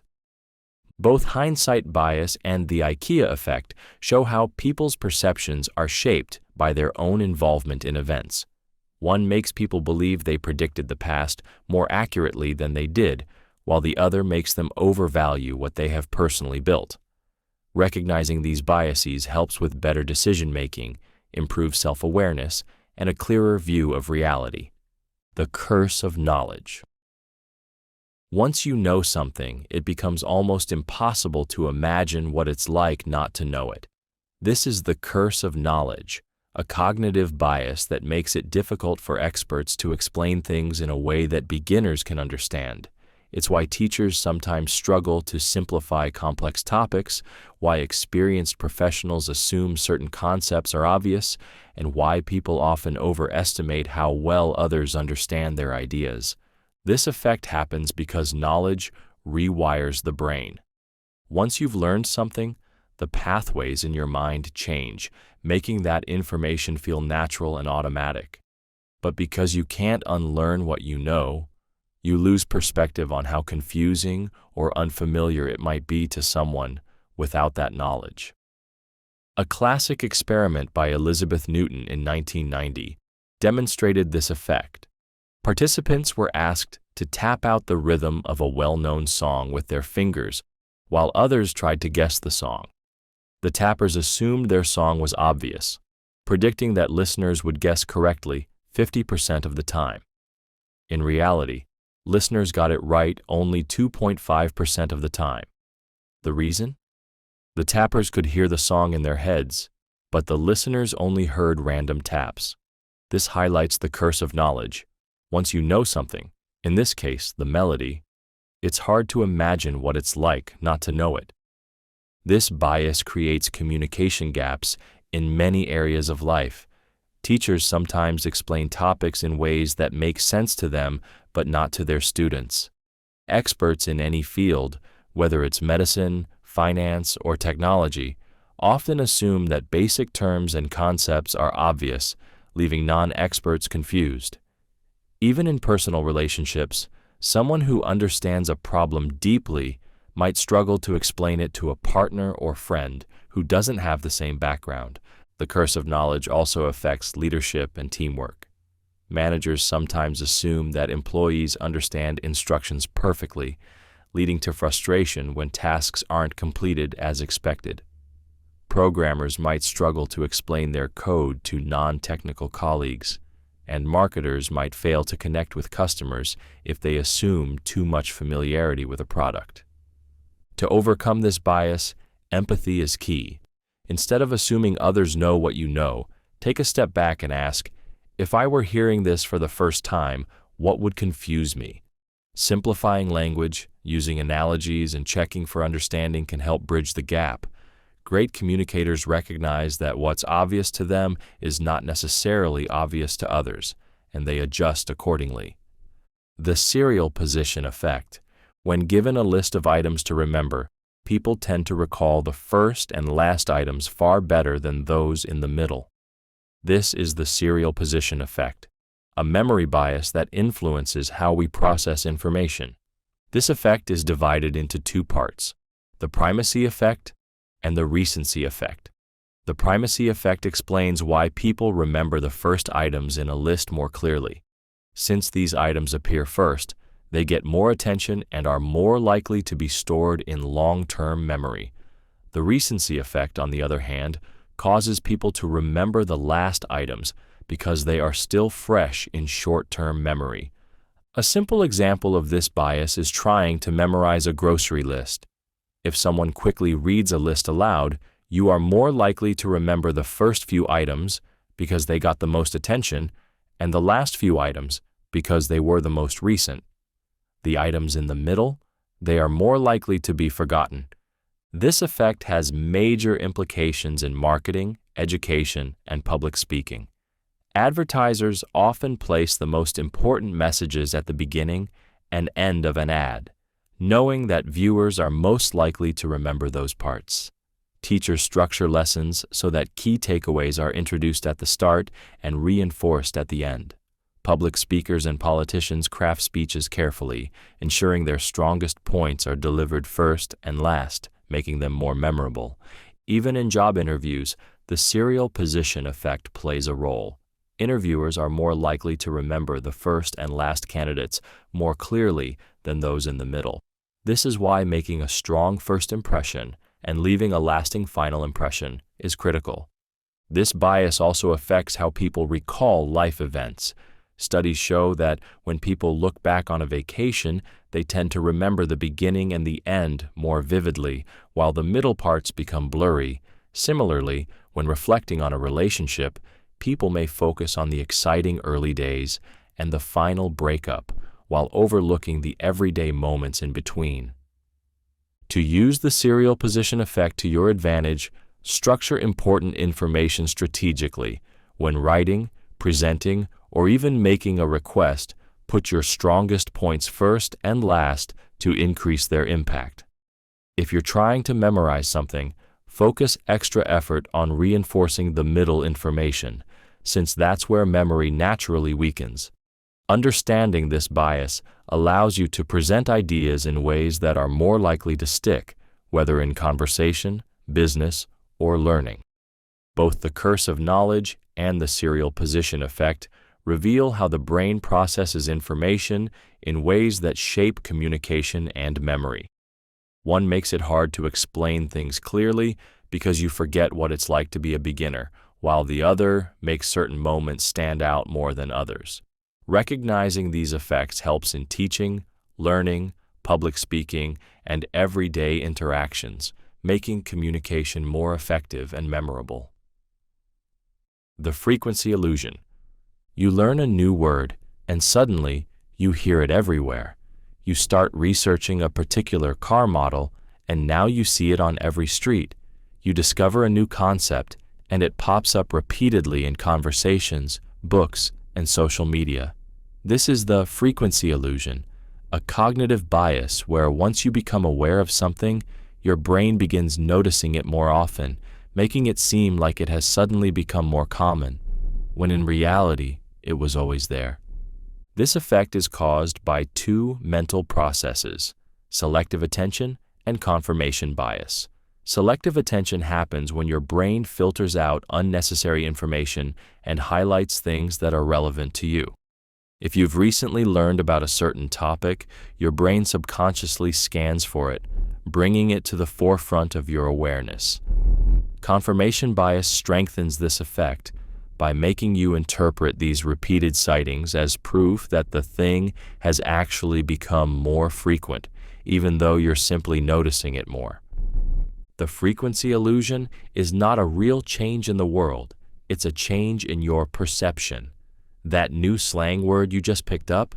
People were saying it before, but your brain wasn't paying attention. That book everyone seems to be reading? It was always there, but now it stands out to you. That number sequence that keeps appearing? Your mind is filtering out everything else and focusing only on what seems significant. This effect is heavily exploited in marketing and advertising. Once you see an ad for a product, your brain begins to notice it everywhere, on social media, in stores, even in conversations. It feels like everyone is suddenly talking about it, making you more likely to believe it's trending or more popular than it actually is. Political campaigns use the same strategy. Once a certain issue is highlighted, people start seeing evidence of it all around them, even if it's not more prevalent than before. The frequency illusion also plays a role in personal beliefs. If someone believes that people are rude, they will start noticing every instance of rudeness around them, reinforcing their belief. If someone thinks that opportunities are everywhere, they will start recognizing more possibilities, even if the actual number hasn't changed. This shows how your focus shapes your reality. What you pay attention to becomes more visible, even if the external world remains the same. Understanding the frequency illusion helps prevent false assumptions about reality. Instead of assuming something has suddenly become more common, take a step back and ask, has this really increased, or am I just noticing it more? This awareness allows you to think more critically and avoid overestimating trends or coincidences. The McGurk effect. What you see can completely change what you hear. This is the McGurk effect, a mind-bending illusion where visual and auditory information clash, causing the brain to alter perception based on what the eyes see rather than what the ears hear. Discovered by psychologist Harry McGurk in the 1970s, This effect is best demonstrated in a simple experiment. If you listen to a recording of someone saying ba ba ba, and then watch a video of them saying fa fa fa, your brain overrides the sound and hears fa fa fa, even though the audio remains unchanged. Your eyes trick your ears. What you see affects what you think you're hearing. This happens because the brain processes sensory information together, not separately. It relies on multiple cues to interpret the world, meaning that visual input can override auditory perception. In everyday conversations, people naturally read lip movements, facial expressions, and body language to understand speech.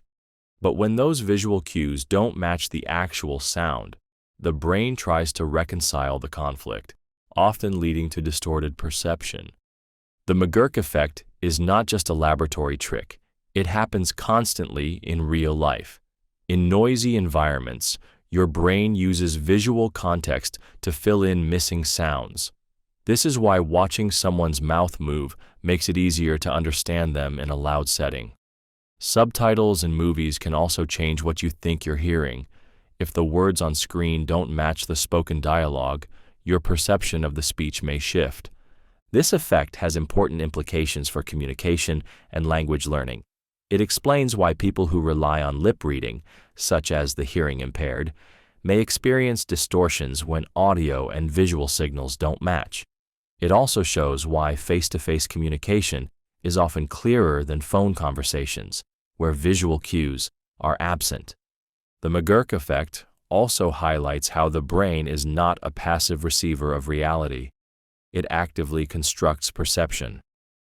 What you experience is not just the raw data from your senses, but a combination of inputs that your mind interprets based on patterns, context, and expectations. Understanding this effect can help improve awareness of how perception works. If you ever find yourself mishearing something, ask yourself, is my brain being influenced by what I see? Recognizing that your senses can deceive you makes you more aware of how subjective perception really is. Both the frequency illusion and the McGurk effect reveal how our brains filter and reinterpret reality. One makes us notice things more often after learning about them, while the other blends visual and auditory information, changing what we think we hear. These cognitive biases show that perception is not just about what is truly out there. It's about how the brain organizes and interprets the world. The Barnum effect. People are naturally drawn to vague, general statements that feel deeply personal, even when they could apply to almost anyone.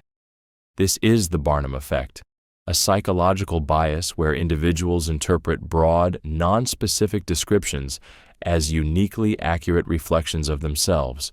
This effect explains why horoscopes, personality tests, fortune tellers, and even vague compliments can feel eerily precise, even though they are written to be applicable to almost anyone. The name comes from P.T. Barnum, the famous showman and circus promoter who was known for saying, "There's a sucker born every minute." He understood that people are eager to believe personalized truths about themselves, even when they are generic. This effect was first studied by psychologist Bertram Forer in 1948. He gave his students a fake personality test and then handed them all the same personality analysis filled with vague generic statements like, "You sometimes have doubts about whether you made the right decision," and "You prefer to be liked but can also be critical of yourself." The students were asked to rate how accurately the description fit them. On average, they rated it 4.3 out of 5 for accuracy, even though every single one of them had received the exact same description. The Barnum effect works because people are hungry for self-knowledge. When someone reads a horoscope, a fortune cookie, or a vague personality analysis, their brain fills in the gaps, making it feel uniquely accurate. They remember the parts that fit and ignore the parts that don't. This is also why cold reading, the technique used by psychics and fortune tellers, can feel so convincing. They throw out broad, general statements, and the person being read interprets them in a way that makes them feel personal. Marketing and advertising heavily exploit this effect.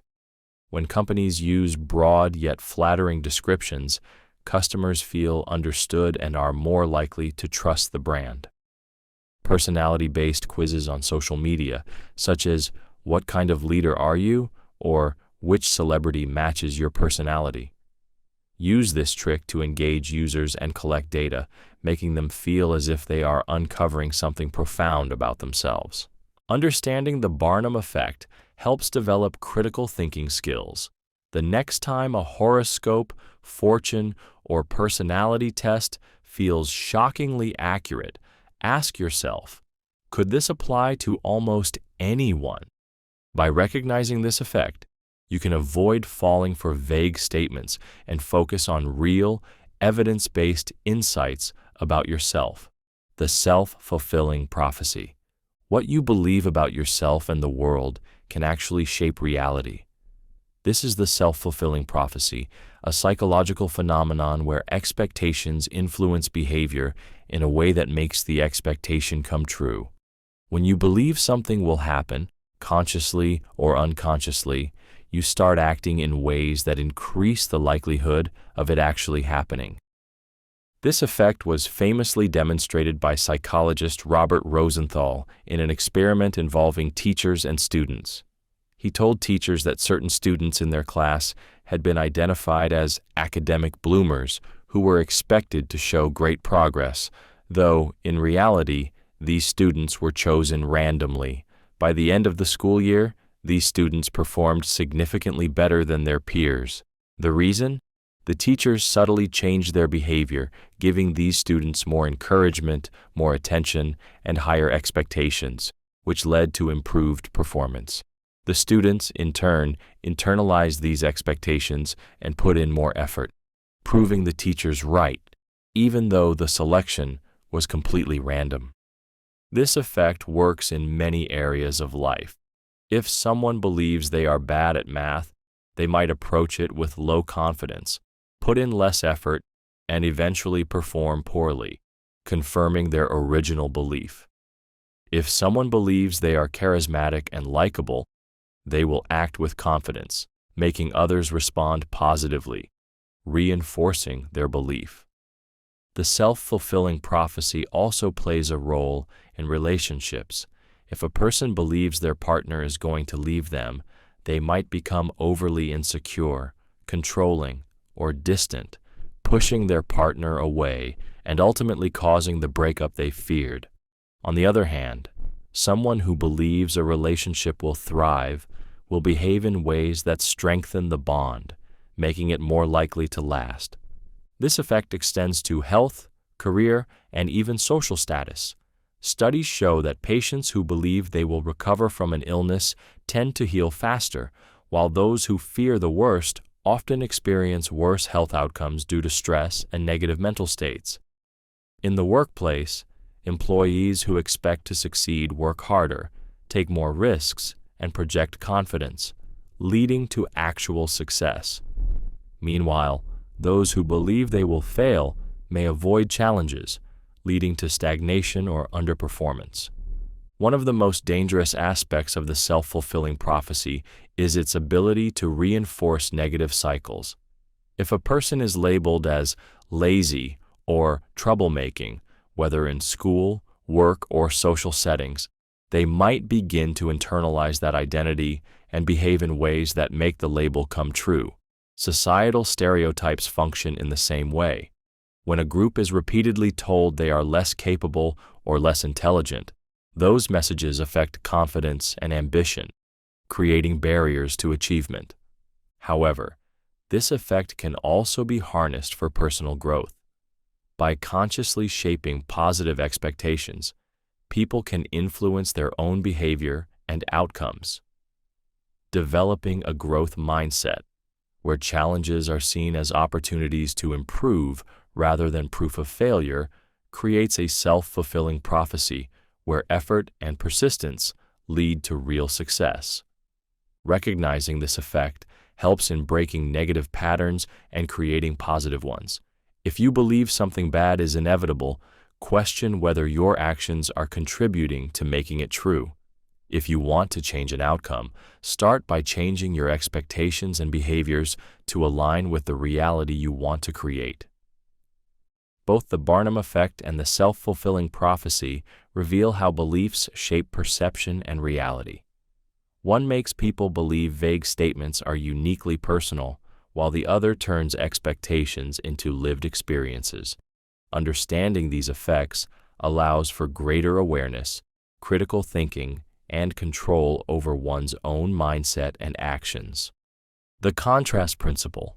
How something is perceived depends not just on its own qualities, but on what it is compared to.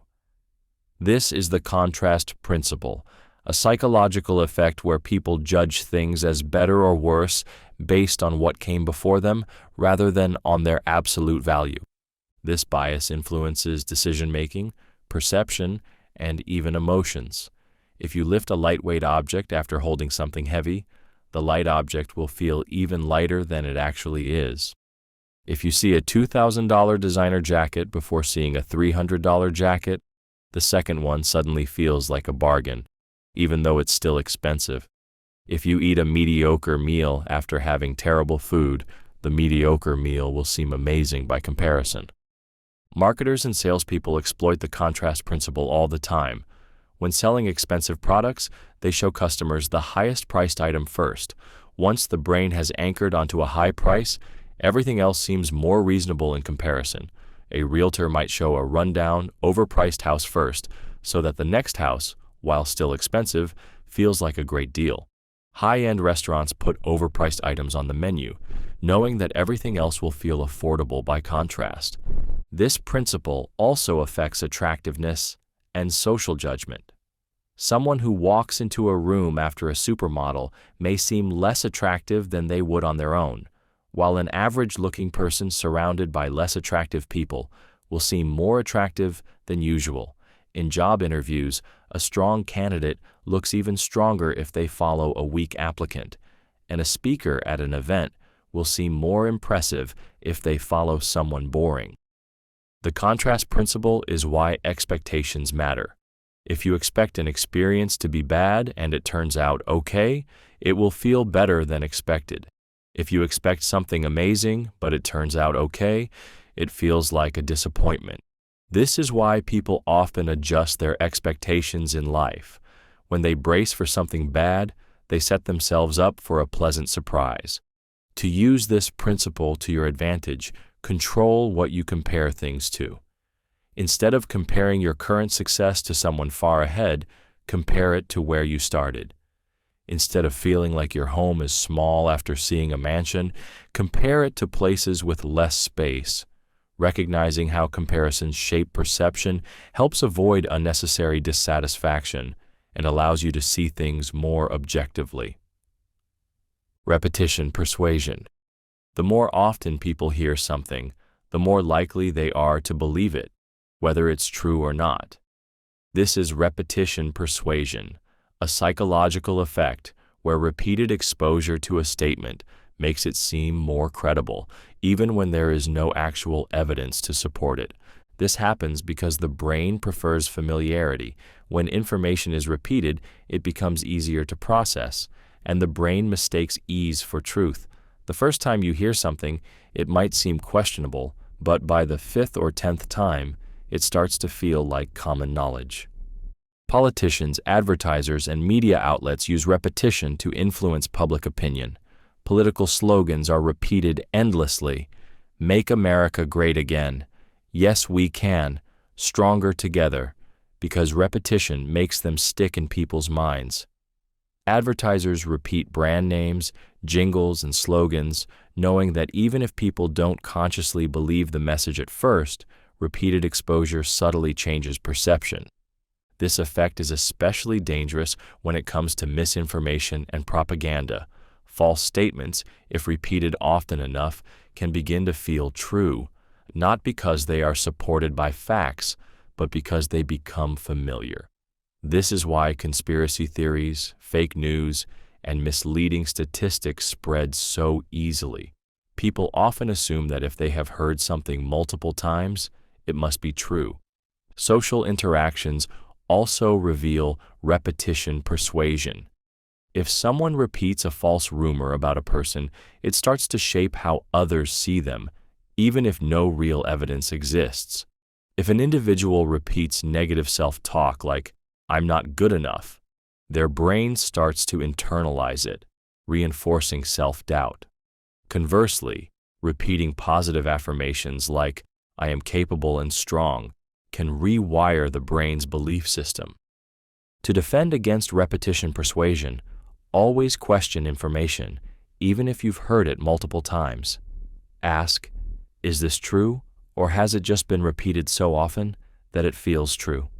Fact-check sources, avoid being swayed by familiarity alone, and be mindful of how repetition shapes your own beliefs, whether in media, marketing, or your personal mindset. Both the contrast principle and repetition persuasion show how context and exposure influence perception. One distorts how we judge things based on what they are compared to, while the other alters belief through sheer repetition. Understanding these effects allows you to think more critically, resist manipulation, and make clearer, more rational decisions. The fear-then-relief technique. Fear is a powerful motivator, and when people experience a sudden sense of relief after fear, they become significantly more compliant and suggestible. This is the fear-then-relief technique, a psychological manipulation tactic where inducing fear or anxiety is followed by a comforting resolution, making the individual more likely to agree to requests or follow instructions. This method works by disrupting normal thought patterns. When people are afraid, their brains focus entirely on the perceived danger, entering a fight-or-flight state. Once relief follows, whether through reassurance, a solution, or a distraction, the brain relaxes, causing a psychological drop in resistance. This moment of vulnerability makes individuals more susceptible to persuasion. One classic example is scam emails that claim, "Your bank account has been compromised." After creating panic, the email offers an immediate solution. Click this link to restore your account. In their state of fear, the recipient is less likely to think critically and more likely to comply without questioning. Sales and marketing also exploit this technique. A company might warn customers about serious risks, such as identity theft, home security threats, or hidden health dangers, only to immediately present their product as the solution. Infomercials do this constantly. First, they highlight how terrible life is without their product, then offer a simple, stress-relieving solution, making customers eager to buy. This effect is frequently used in law enforcement, politics, and social control. Authorities may present a looming crisis, then introduce a policy or law as the only way to avoid disaster. Governments have historically used this method to justify war, surveillance programs, or emergency restrictions, making the public more willing to sacrifice freedoms in exchange for perceived safety. Even in everyday life, this technique can be found in negotiation and persuasion. A boss might first criticize an employee's performance, but then quickly reassure them, saying, "But I believe in you. If you work extra hours, I know you can turn this around." The fear of losing their job followed by relief makes the employee more likely to comply with the request. To defend against the fear-then-relief technique, pause before reacting when fear is triggered. Ask yourself, is this fear justified? Is the offered solution actually in my best interest? Recognizing when fear is being used as a manipulation tool allows you to remain calm, rational, and in control of your decisions. The sleeper effect. Not all persuasive messages are immediately effective. Some arguments, even if they seem weak or unconvincing at first, can gain influence over time, especially if they are repeated enough. This is the sleeper effect, a psychological phenomenon where information that was initially dismissed or considered unreliable becomes more persuasive as time passes.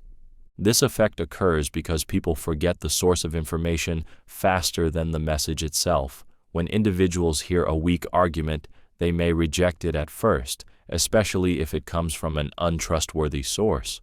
However, over time, they forget where they heard it, but remember the message, making them more likely to believe it later. The sleeper effect explains why misinformation spreads. Even if people initially recognize a false claim as unreliable, constant exposure over time makes it stick in their subconscious. Eventually, when they recall the information later, they fail to remember it was originally discredited, leading them to accept it as fact. This effect is heavily exploited in propaganda, marketing, and media manipulation. Advertisers might present a bold, questionable claim, knowing that while it might seem exaggerated or misleading at first, repeated exposure over time will normalize the message. Political campaigns also use this tactic, spreading half-truths or emotionally charged statements, knowing that even if people dismiss them at first, the message will linger in their minds and influence future opinions. Research has shown that negative political ads, even those proven false, tend to have a lasting impact because voters often remember the criticism but forget the rebuttal. This is why politicians frequently use misleading attacks, repeating false claims until they become accepted as truth. The sleeper effect also influences social stereotypes. Ideas that are introduced in movies, music, or cultural conversations may not seem convincing immediately, but over time, they shape societal attitudes. This is how persistent messages, whether about gender roles, beauty standards, or success, become ingrained in people's beliefs even if they were initially met with skepticism. To protect yourself from the sleeper effect, always consider the source of information. If you hear something controversial or questionable, actively remind yourself where it came from before accepting it. Fact-checking and re-evaluating old beliefs can help prevent weak arguments from becoming deeply ingrained truths. Both the fear-then-relief technique and the sleeper effect show how psychological manipulation can shape people's decisions and beliefs over time. One creates immediate compliance through emotional shock, while the other slowly builds persuasion by making ideas seem more credible with repetition. Recognizing these effects allows for better critical thinking, stronger resistance to manipulation, and greater control over personal beliefs. Priming effect. People like to think their decisions are based on logic and conscious thought, but in reality, subtle cues influence choices in ways they don't even notice. This is the priming effect, a psychological phenomenon where exposure to certain words, images, or experiences unconsciously shapes behavior, thoughts, and decisions later on.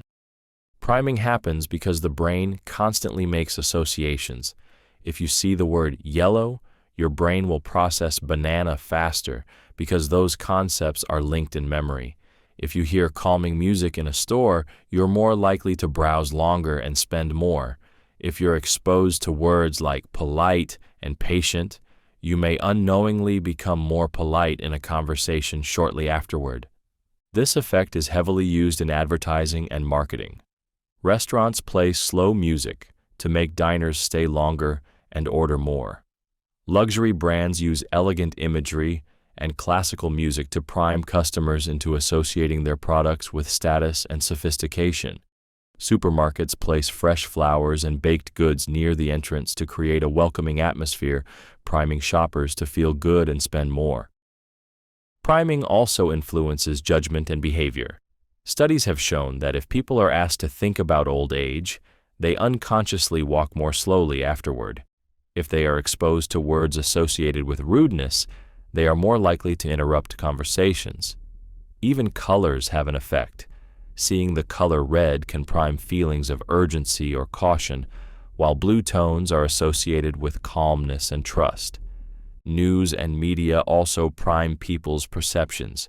If the news repeatedly highlights crime stories, people may overestimate the danger in their surroundings, even if crime rates are stable. If a person watches a movie about betrayal, They may feel more suspicious in their own relationships without realizing why. The priming effect is especially powerful in memory and learning. If a teacher introduces a concept using positive framing, students are more likely to engage with it enthusiastically. If someone is primed with negative expectations, such as hearing that a task is difficult, they may perform worse simply because they were mentally prepared for struggle. To use the priming effect to your advantage, surround yourself with cues that reinforce positive behaviors. If you want to feel more productive, place motivational quotes in your workspace. If you want to eat healthier, keep fruit visible and snacks out of sight. If you want to feel confident, read success stories before tackling a challenge. To avoid being unconsciously influenced, become aware of how environments, media, and conversations are priming your thoughts. Noticing these subtle influences allows you to make more conscious decisions rather than reacting automatically to your surroundings. The peak end rule. People do not judge experiences based on their entire duration.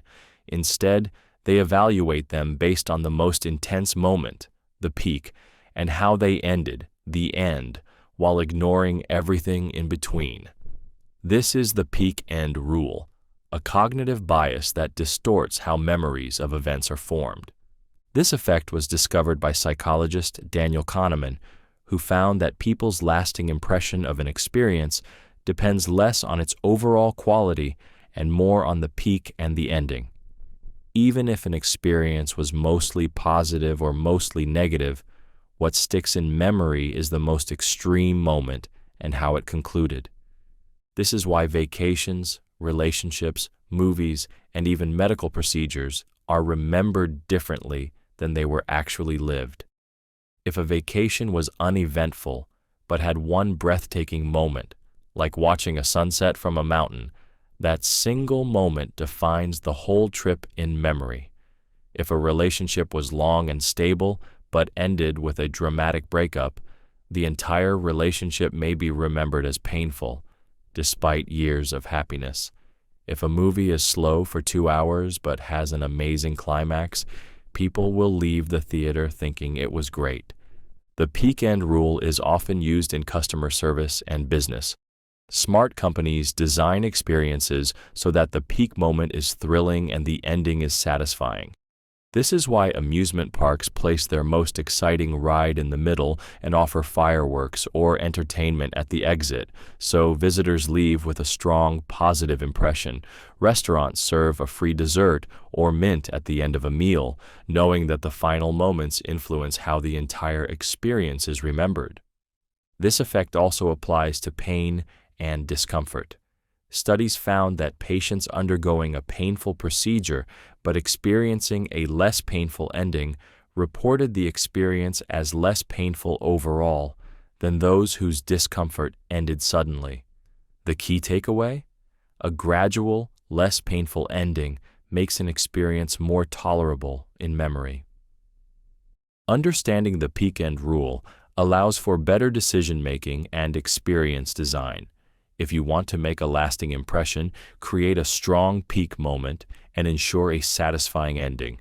If you're planning an event, make sure the highlight is powerful and the conclusion is enjoyable.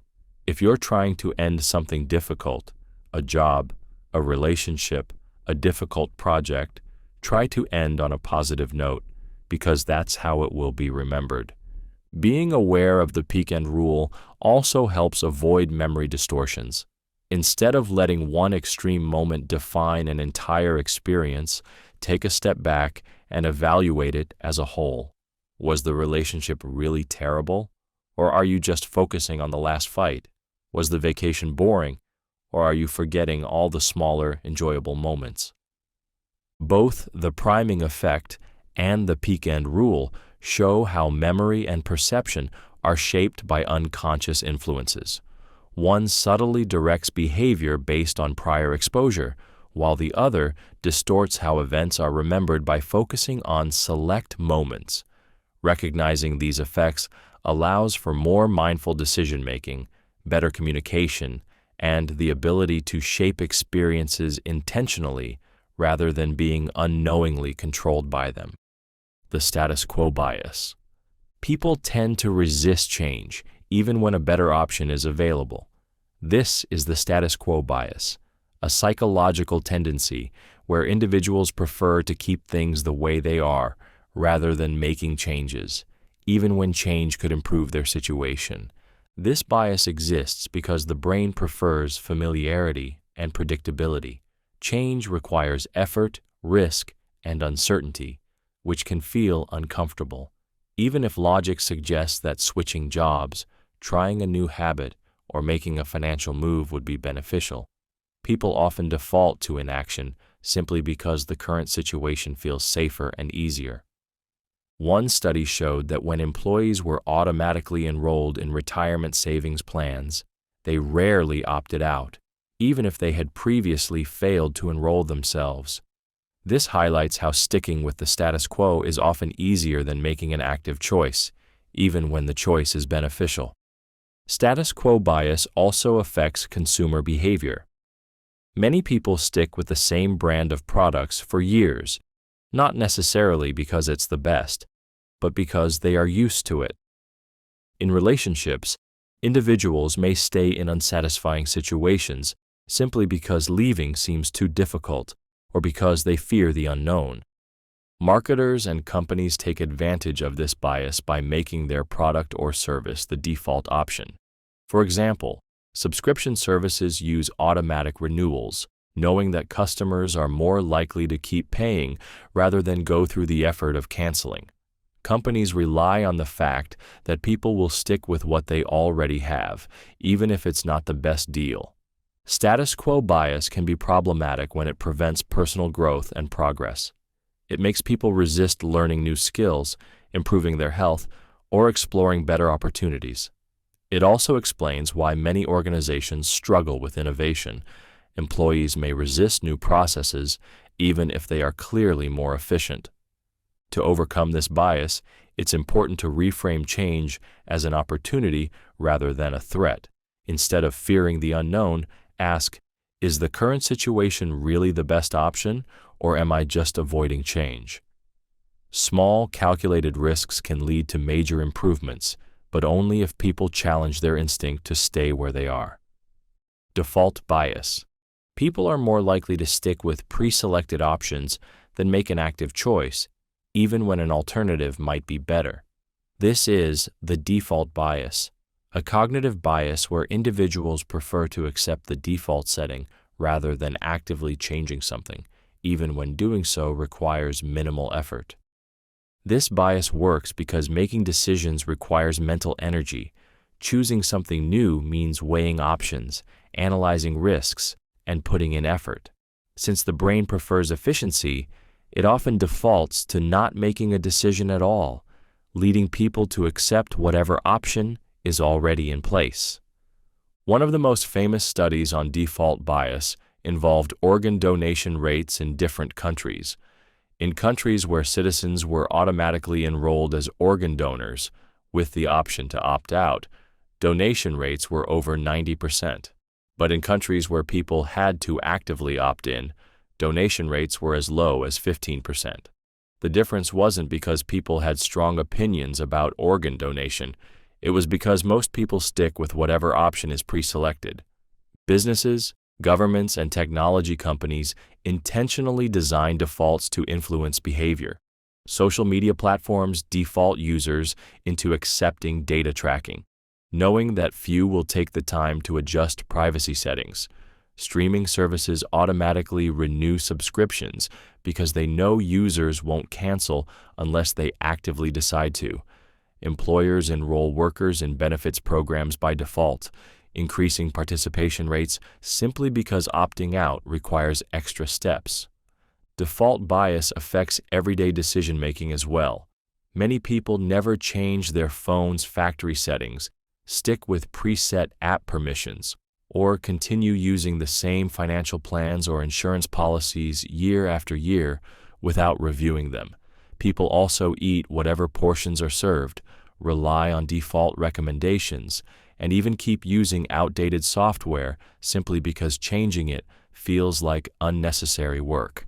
While default bias can sometimes be beneficial, like when it helps people save for retirement or adopt healthy habits, it can also lead to missed opportunities. Many people stick with bad financial plans, unnecessary subscriptions, or outdated routines simply because they never actively choose something better. The best way to counter default bias is to pause and review default choices. Instead of automatically accepting what's given, ask, is this actually the best option for me, or is it just the easiest one? Making small, intentional decisions, like adjusting settings, reviewing subscriptions, or actively selecting the best option, can lead to better financial, personal, and professional outcomes. Both status quo bias and default bias reveal how people tend to resist change, even when making a switch would be beneficial. One makes people cling to familiarity, while the other makes them stick with pre-selected options simply because it's easier.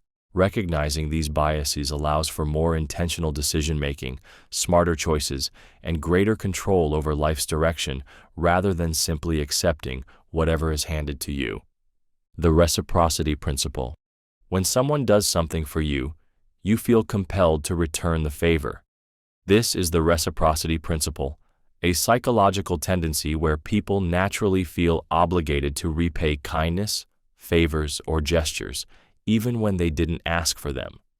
This bias is deeply rooted in human evolution and social bonding. In ancient societies, sharing resources and helping others increased survival chances. The expectation was simple: if someone helped you today, you would help them later. Over time, this turned into an automatic social norm, making people uncomfortable with feeling indebted to others. The reciprocity principle is one of the most powerful tools in persuasion, sales, and negotiation. Businesses use this trick by offering free samples, trials, or small gifts, knowing that many customers will feel obligated to buy something in return. When a waiter gives extra mints or writes a personal thank you on the check, diners tip more. When charities send free address labels or gifts in the mail, donation rates increase dramatically, even among people who had no prior intention of donating. This principle also explains why favor exchanges shape relationships. If a friend helps you move, you'll feel obligated to help them when they ask. If a coworker covers your shift, you'll be more likely to cover theirs later. In dating and social interactions, people who give small acts of kindness, like compliments, gestures, or assistance, are perceived as more likable, and the receiver often feels compelled to reciprocate that kindness. However, reciprocity can be manipulated. Some people exploit this bias by giving small, calculated favors just to get something bigger in return. This is why high-pressure salespeople offer free perks, why scammers try to give gifts before making a request, and why some people use guilt to extract favors from others. To use the reciprocity principle wisely, give without expecting anything in return, but also recognize when someone is using it to manipulate you. If you feel pressured into returning a favor that wasn't truly generous, remind yourself that you don't owe anyone beyond what feels fair to you. Reciprocity should be a tool for genuine connection, not obligation. The false memory effect. People believe their memories are perfect recordings of the past, but in reality, memories are highly malleable and unreliable. This is the false memory effect, a psychological phenomenon where people can be convinced they remember something that never actually happened. The brain doesn't store memories like a camera or hard drive. Instead, it reconstructs them each time they are recalled.